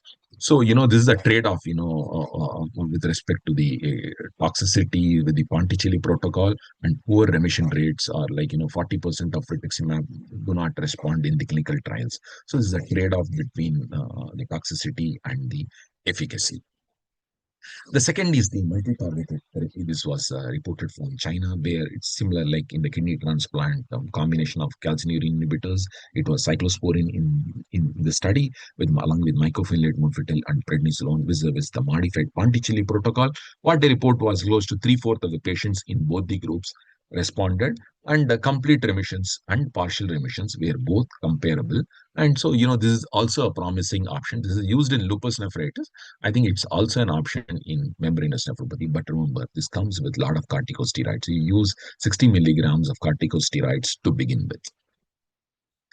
The next important drug is obinutuzumab. I think after lymphomas and lupus, I think this is one clinical condition where there are clinical trials happening with obinutuzumab. Obinutuzumab is a type 2 antibodies, it depletes not only the B cells in the circulation, but it also depletes the in reticular endothelium. That's you have what you call as a deeper remissions, so it's a type 2 antibody. It causes the lysis of the cell by direct antibody dependent cytotoxicity, whereas rituximab it's more of complement dependent cytotoxicity. This is the Orion study from Professor Rimuzzi's group, where they reported the response to obinutuzumab in patients who are refractory to rituximab treatment. And 20 patients, rituximab refractory, were treated with obinutuzumab, and what they found was 85% of the patients had remission. The proteinuria nicely dropped from 5.6 grams to 1.4 grams. That's more than three-fourths. And also there is improvement in serum albumin, and the anti-PLA2R most of them had complete immunological remission, that is below the detectable thresholds. So this is the resistant membranous nephropathy. Then what about use in membranous nephropathy, in the treatment naive or relapsing groups? This is a nice study from China where they looked at 21 patients with obinutuzumab and compared them with the propensity batch scoring with 1:2 fashion with rituximab. That is 21 patients with obinutuzumab and 42 patients with rituximab. And what they observed was total remission rate was seen in 95% of the patients. The difference was statistically significant as when with better with obinutuzumab compared to rituximab. Complete remission was also better with obinutuzumab compared to rituximab.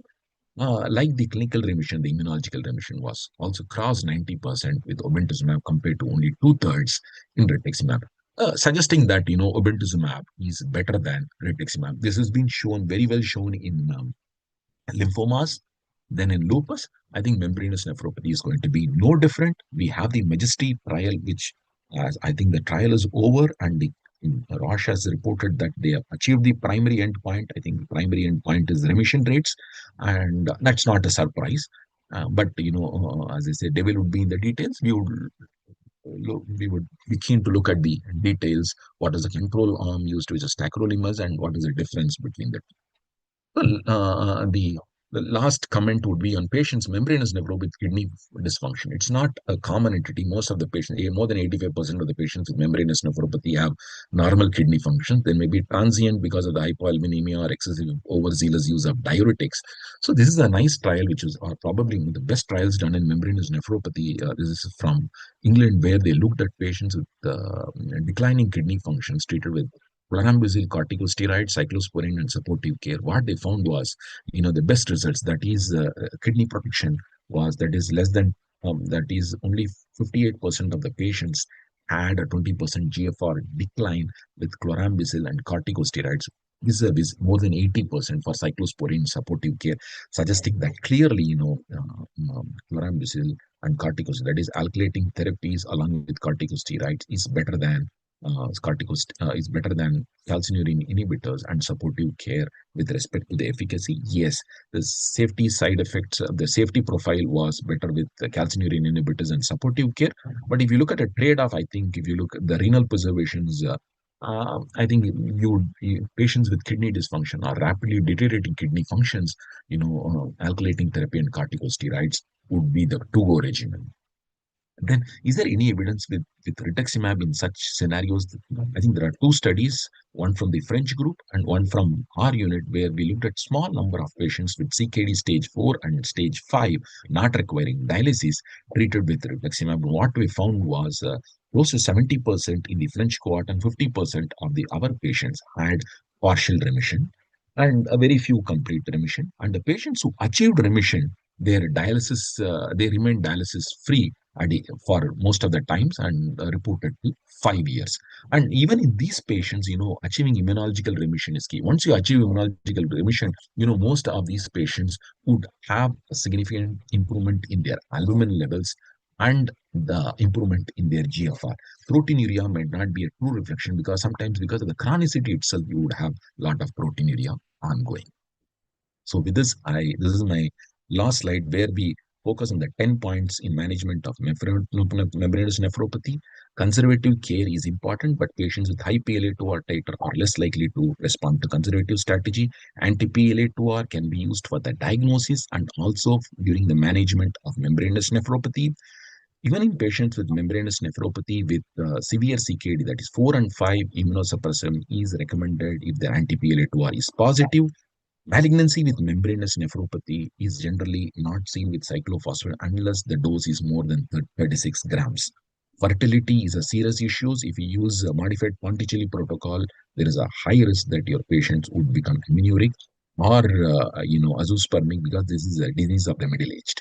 Anticoagulation, I did not deliberately touch because we had Professor Jai stating that, when do you use anticoagulations in patients with the nephrotic syndrome? Membranous nephropathy is not different. In our unit, we use anticoagulation with NOACs when the serum albumin drops to 2.8 in patients with no risk, and patients with very high risk, we use aspirin. Additional rituximab is useful, and you can administer them at the end of after 3 months and less than 6 months. When you use modified Ponticelli protocol, please explain your patient regarding corticosteroids withdrawal, because this is a serious thing. Most of the patients cut their cyclophosphamide and do not report to us. Always use antibiotic prophylaxis for pneumocystis infections, cotrimoxazole prophylaxis for pneumocystis infection. And the last part is do not forget to vaccinate your patients prior to immunosuppressive therapy. Now we have these zoster vaccines and the other vaccines, hepatitis B. Please administer your vaccines before you start immunosuppressive therapy, because after rituximab, the response to immunosuppressive drops drastically. Thank you all for a patient hearing. I would be keen to take questions. Thank you, Raja, for this comprehensive and excellent review of membranous nephropathy. I think you have covered almost everything. And so there are one or two, there are questions in the chat box, some of the questions, but I'd like to ask you, like patient with the moderate degree of proteinuria. So we have the patients who are in the low risk group, patient who are in the highest risk group, but in the patient with a moderate risk group, like proteinuria 6 to 7 gram, albumin of 2 or 2.5, would you like to wait? Or with the suppose the PLA2R level serum more than 50, would you like to wait for 3 to 6 months, or you would, what is the standard practice? I would like to ask others also regarding this. And secondly, somebody asked question in this, if antibody levels are low or disappear after 6 months, so would you, but the proteinuria is still persisting, would you wait for some time before giving additional immunosuppression, or you will give some additional immunosuppression? Yeah, please also. Yes. So can I answer? Yeah. Yes, please.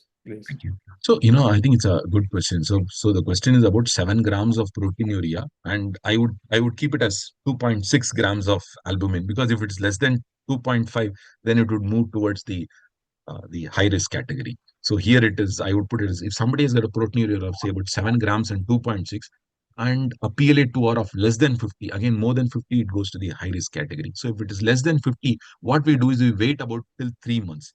If there is no decline in the proteinuria or an improvement in the serum albumin, after 3 months we start counseling our patient for immunosuppressive therapy.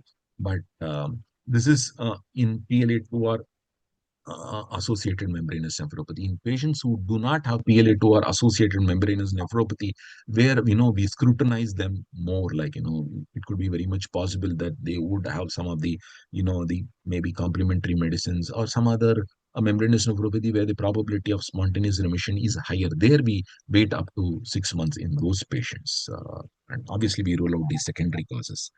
And the second question is, sorry, I what was the second question? Proteinuria even after 6 months, and when Yeah.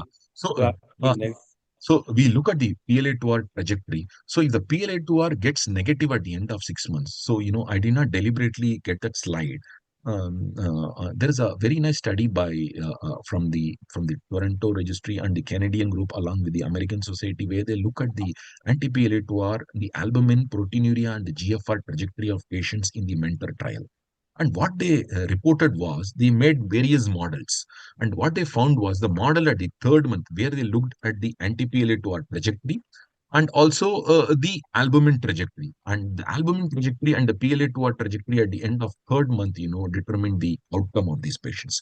Suppose I have a patient who had an anti-PLA2R of 170 to beginning with, and at the end of 3 months, it's come down to 85, and at the end of 6 months, it has disappeared.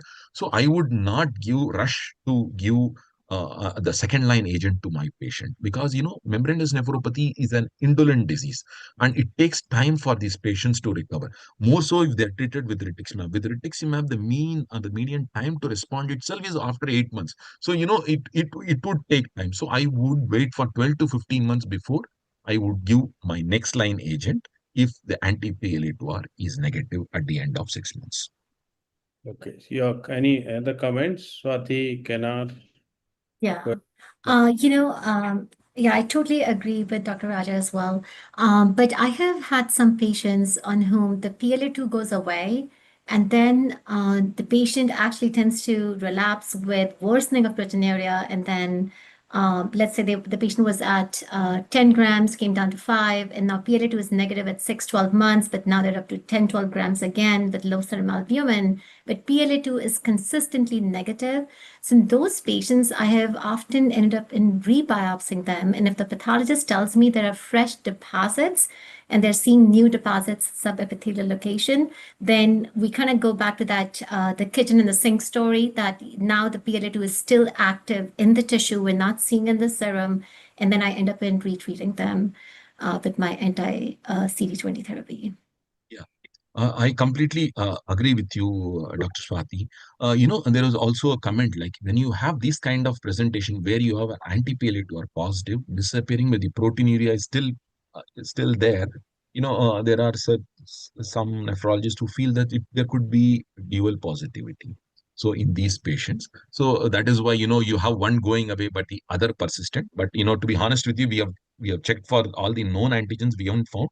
This is also our protocol. If the patient does not respond by 15 months, we generally rebiopsy. If they continue to have nephrotic and they have an anti-PLA2R negative by indirect immunofluorescence, we don't use the for testing for immunological remission. Indirect immunofluorescence is better than ELISA testing. So if they are both negative, we tend to biopsy these patients, and if they continue to have membranous nephropathy as compared to the first biopsy, we end up treating them with the second line agent. But yes, till 15 months, we do not give any second line agents. 12 to 15 months, we do not add any second line agents in these patients. Okay. I have a And, question. and I I have have seen yeah. a small, this phenomenon, I think, when we were using modified Ponticelli, we are close to 750 patients in our registry who received modified Ponticelli regimen. But this phenomenon of having immunological remission but still an indolent disease was not there with the Ponticelli protocol. But after we started to use rituximab, I think this phenomenon is seen more frequently. I think we have close to 50 biopsies now. Sorry, that was my comment. And please. No. I have a comment because we see the same issue. You mentioned something about the Ponticelli and the withdrawal of steroids, and I've had at least a couple of patients where it's just been so hard to get off of the steroids at the alternate month basis. And I've had to continue a little bit of steroids with the cyclophosphamide. I think there was one question in the comment as well, how to prevent corticosteroid withdrawal. Is that what you're doing as well? It's very common. So what I do is, at the end of, I've learned it the hard way, because we had one third of the patients were non-compliance because of the withdrawal symptom. So we make sure that we tell them at the end of 30 days itself, like, next month, they usually say our appetites are good, everything has got better. So I tell them, like, the next month is going to be horrible. Like, it's, like, you're going to have a decrease in appetite, and, your appetite would fall by more than 60-70%, and you'll find weakness. So with this, we found that the non-compliance has dropped to less than 10%. So that is what we tend to do. But still, we have had patients who have not tolerated that at all. And what we do is, if there is such a case, previously we did not have a choice, but now we have rituximab. And to be honest with you, in a public sector hospital, the Ponticelli protocol and rituximab, the costs are the same, because rituximab is less than $100, so it's the Okay. same. If you take the administrative cost for administration cost for the methylprednisolone, that's 9 grams, 9 days of methylprednisolone. So I think the costs are the same. So that's what we do. So You know, thank you. I want to, sorry. Can we move ahead because we are now in time. We can because we are 15 minutes behind time. So, Raja, can you take all other questions on the chat box? Meanwhile, we go for the next presentation. Okay. Yeah. There are Yeah, too many no- questions like that. Too many questions like yeah, too many questions. I think we won't be able Of to. them have I think already there was one was how do absorption to skin kim hair dye to get a full blown. So yeah, I think we do not know. I think this is from Dr. Javeri. So we really do not know. But what this the mercury in these compounds, like I can tell it with the Indian example, like the complementary medicines and the skin whitening creams. The mercury is absorbed from the skin, and what the mercury, how does the mercury cause? One is mercury can be immunomodulator, just like gold, which was used for management of rheumatoid arthritis. One. Two is, it gets filtered, and what it does is it damages the podocyte and causes expression of the NEL1 antigens to the circulation. So there is development of NEL1 because this is almost more than 90% is NEL1 associated membranous nephropathy. So the mercury cause. So these are the two mechanisms that I feel would be the reason why these patients develop membranous nephropathy. Then should mercury levels be done in all patients? I think the answer Raja, is I think you can answer the questions in the chat box. I think. Yeah. that's what I'm answering them in the chat box only. Like, I'm taking those questions. Yeah. Do we should mercury levels be done? I think the answer is yes. If there is history of complementary medicine or skin whitening creams with NEL1 membranous nephropathy, answer is yes. And um, um, um, um, having a pulmonary thromboembolism or an RBT, does it make it very high risk? I think if you go by the KDIGO classification, it says very high risk. But I think therapeutically it would fall into the high risk category and not into the very high risk category. If, like, we choose to give only rituximab and we don't give modified Ponticelli protocol, which we reserve to only patients who have kidney dysfunctions. Then I think Dr. Bansal meant that you could reply in the chat box okay. written answers I'm so sorry. that I'm sorry. Dr. Okay. Jain can start the Okay. cases. Oh, Sorry please, about I'm that. sorry. But this is I'm great. Really appreciate it. I didn't mean to interrupt, but sorry. just wanted to clarify. It was No a worries. great Thank you. presentation. You covered everything very well. So now coming to the last thing, Koel. So the Koel Jain need no introduction. She is the chair of ISGD committee and professor at uh, Carolina. Carolina. North Carolina. Yeah. So Koel would be having some interesting case and then quick discussion. Yes. And can you see my cases, the slideshow? We can see the horn. Yes. Perfect. Yes. So given that we're talking about membranous, my next case is actually membranous. I'm going to try to go a little bit faster. This is a 50-year-old patient of mine with a history of hypertension, comes in with like nephrotic symptoms, and had been taking some celecoxib 2 to 4 times per week for joint aches. He has had age-appropriate cancer screening. He's had a 30-pack history of smoking. Blood pressure's 137/90 and has got this edema. And if you look at his labs, he has 11 grams of proteinuria and he has 2.3 serum albumin with a creatinine of 1.2. And that's his baseline. So this is not off from his baseline. His PSA is normal in the labs. All his other infectious and other workup is negative. His PLA2R levels are 190 at this point, and he gets a CT chest with a smoking history and a colonoscopy. Everything else is coming back as normal. So no malignancy that we found. And so if you look at his kidney biopsy, I'm not going to go into the details in the lower portion, but basically he has a PLA2R staining, which is positive for membranous, with some segmental glomerulosclerosis. All of this is in stage 2. He's got some moderate arteriosclerosis, but only mild IFTA, so not severe interstitial fibrosis and tubular atrophy. So We've talked a little bit about risk stratification, and honestly, although the question says risk stratify, what is your next step, right? Like in your brain, what are you doing? Are you risk stratifying first and then deciding what treatment to do? What and how are you approaching this? And this is for anybody in the panel.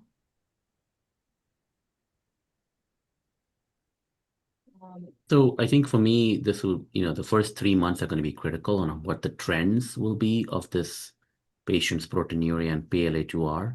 If I see, I know the PLA2R is 150. I really don't look at the proteinuria too much. The PLA2R to me and the GFR is probably the most important. And you do have the fibrosis degree in the biopsy. So if the PLA2R is high, I mean, my knee jerk is to just treat him. But I think if I repeat the PLA2R, say in 2 months, and if it's downtrending, it's like 90, maybe we can wait because maybe he's going to spontaneous immunologic remission. So it's not a very straightforward answer, but if you go by the criteria and the guidelines, the patient should be treated based on the PLA. And Dr. Bagchi, you were going to say something as well. Yeah, I mean, I think more than the risk, I would look at the patient overall. And with this degree of proteinuria, I wouldn't wait beyond 4 to 6 weeks if the proteinuria is not coming down. And yes, I would, with a PLAR this high level, I tend to treat, yeah. Yeah, I would tend to treat as well, but Dr. Raja's got his hand up. Yeah. So, typically in our unit, we get the anti-PLA2R along with the blood investigations, the baseline investigations in nephrotics. So by the time they have the secondary workup and everything, it's about 6 weeks. So by seeing the 190, it's 150 plus, we generally say that, you would be requiring therapy, but all we need to do is ensure that, all the secondary things are ruled out. So yes, more than 50 itself, the probability of remission drops. And they say that if it is more than 100, it's almost, it's extremely rare for clinical remission. This is based on multiple reports from Europe. Yeah. So if you were to then, so it sounds like everybody wants to go ahead and treat, right? So what immunosuppression are you all using for this patient? Dr. Bansal, you have your hand up. No. I was just making this thing. So I just comment on the Raja's this thing. So even the patients who are PLA2R positive with high levels, and you find there's it's most likely it's a PLA2R associated membranous. Even if sometimes you don't do biopsy, so would you still do the complete workup for the secondary causes? So, all the secondary diseases, lupus, viral diseases, malignancy can all have PLA2R associated membranous nephropathy. Only thing is the proportion drops down significantly.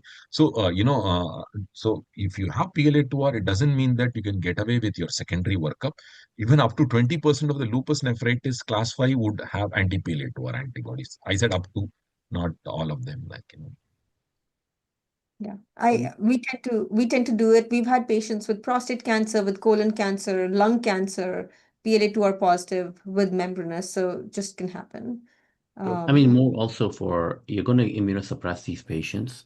So it's better to have a baseline quant and hepatitis. Anyway, you're doing that screening to make sure that is always usually the viral screening, ANA, and that is being done, but not the scan or colonoscopy routinely in our PLA2R positive. So that the viral serology and lupus, obviously, these are done in every patient, even any patient coming with nephrotic syndrome or proteinuria in that way.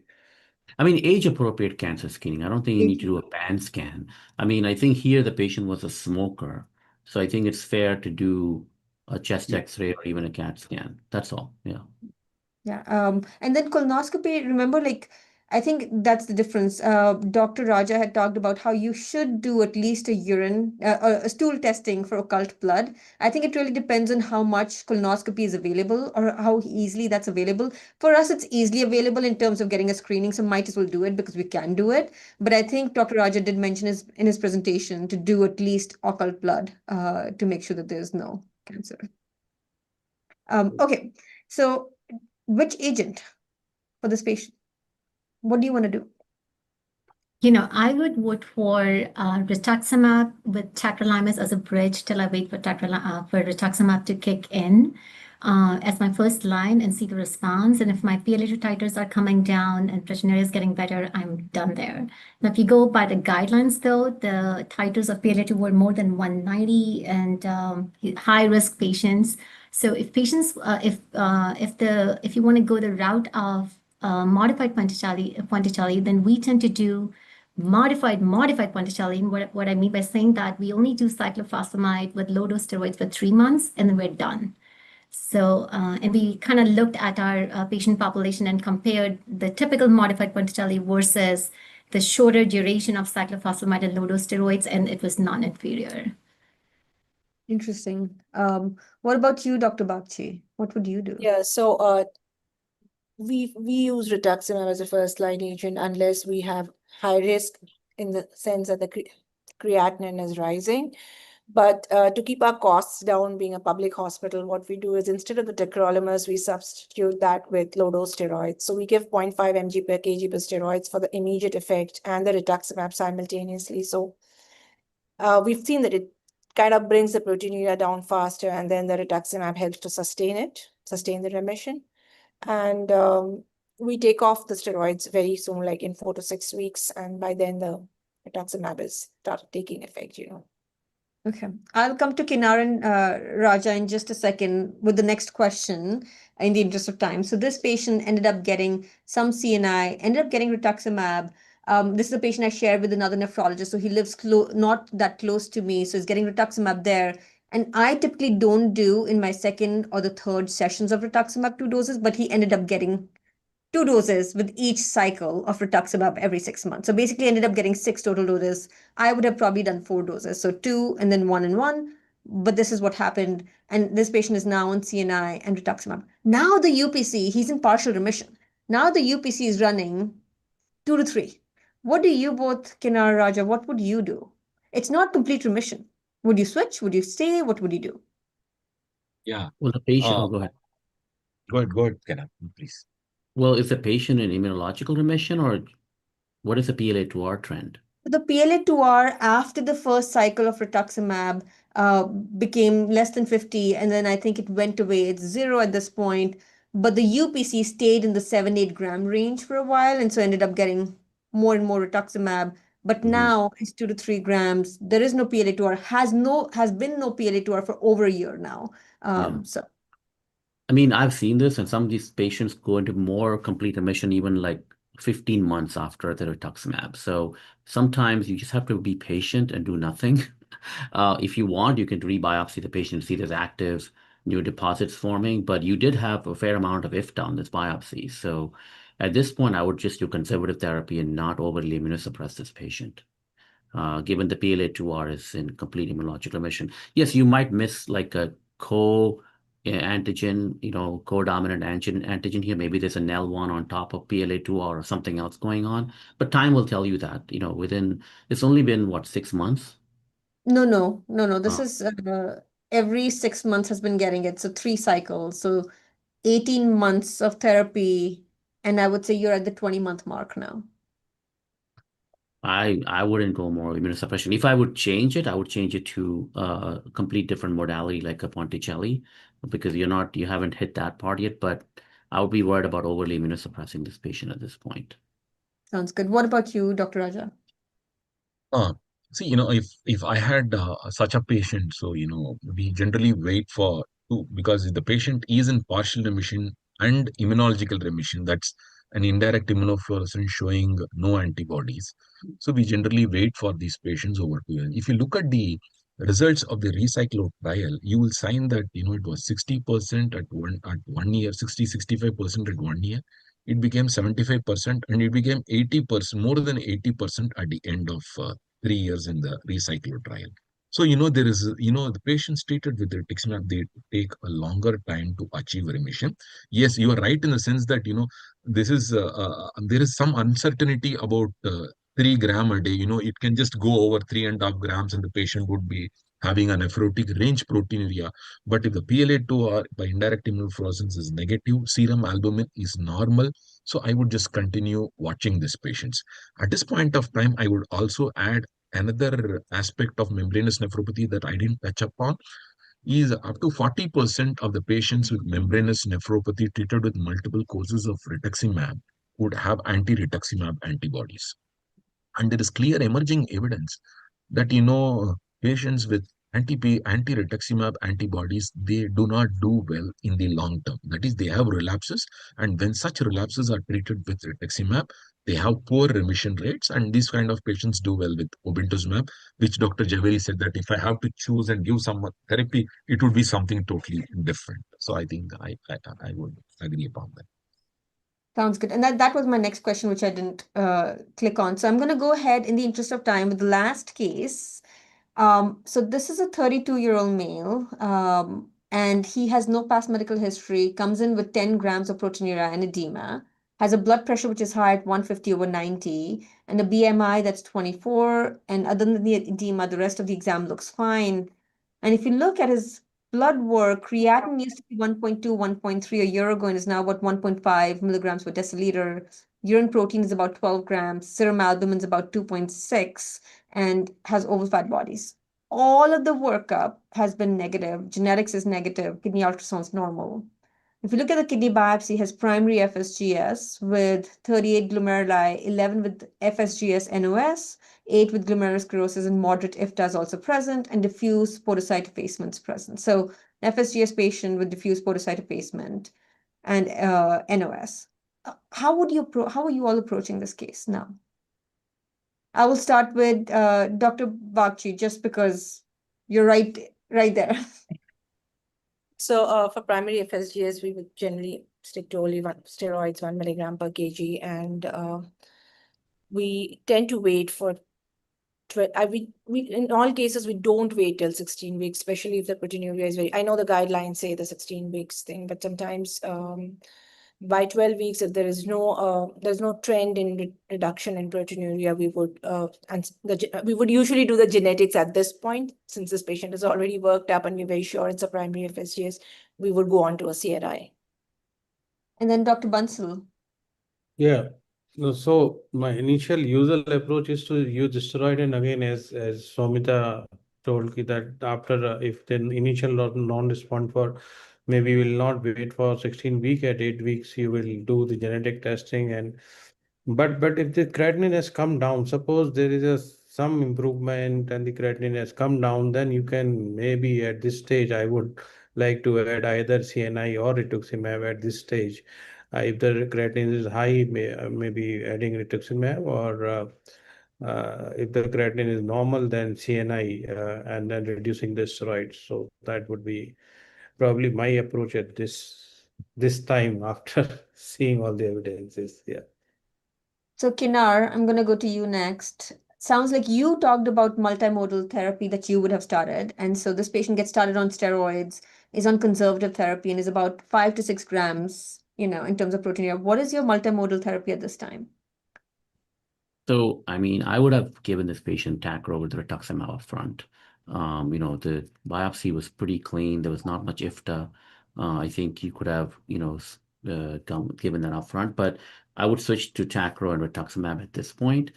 You could do plus minus pheresis. That's, depending on, your approach, but I would start with tacros. Also, the other thing is I would ask the pathologist to look for antinephrine, because it's possible the immunofluorescence, the IgG, has dusting, and then it's behaving like an antinephrine podocytopathy, which will respond very well to B-cell therapy.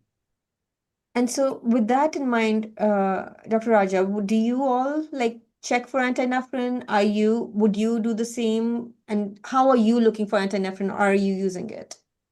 So, coming to the management of this case, I would also look at the serum albumin and the creatinine at the end of 6 weeks, 4 to 6 weeks of corticosteroids. If there has been no improvement in the serum albumin, although the proteinuria has dropped down from 12 to 6, but the serum albumin continues to remain the same, I would actually order a genetic testing at that point of time itself. That's one thing.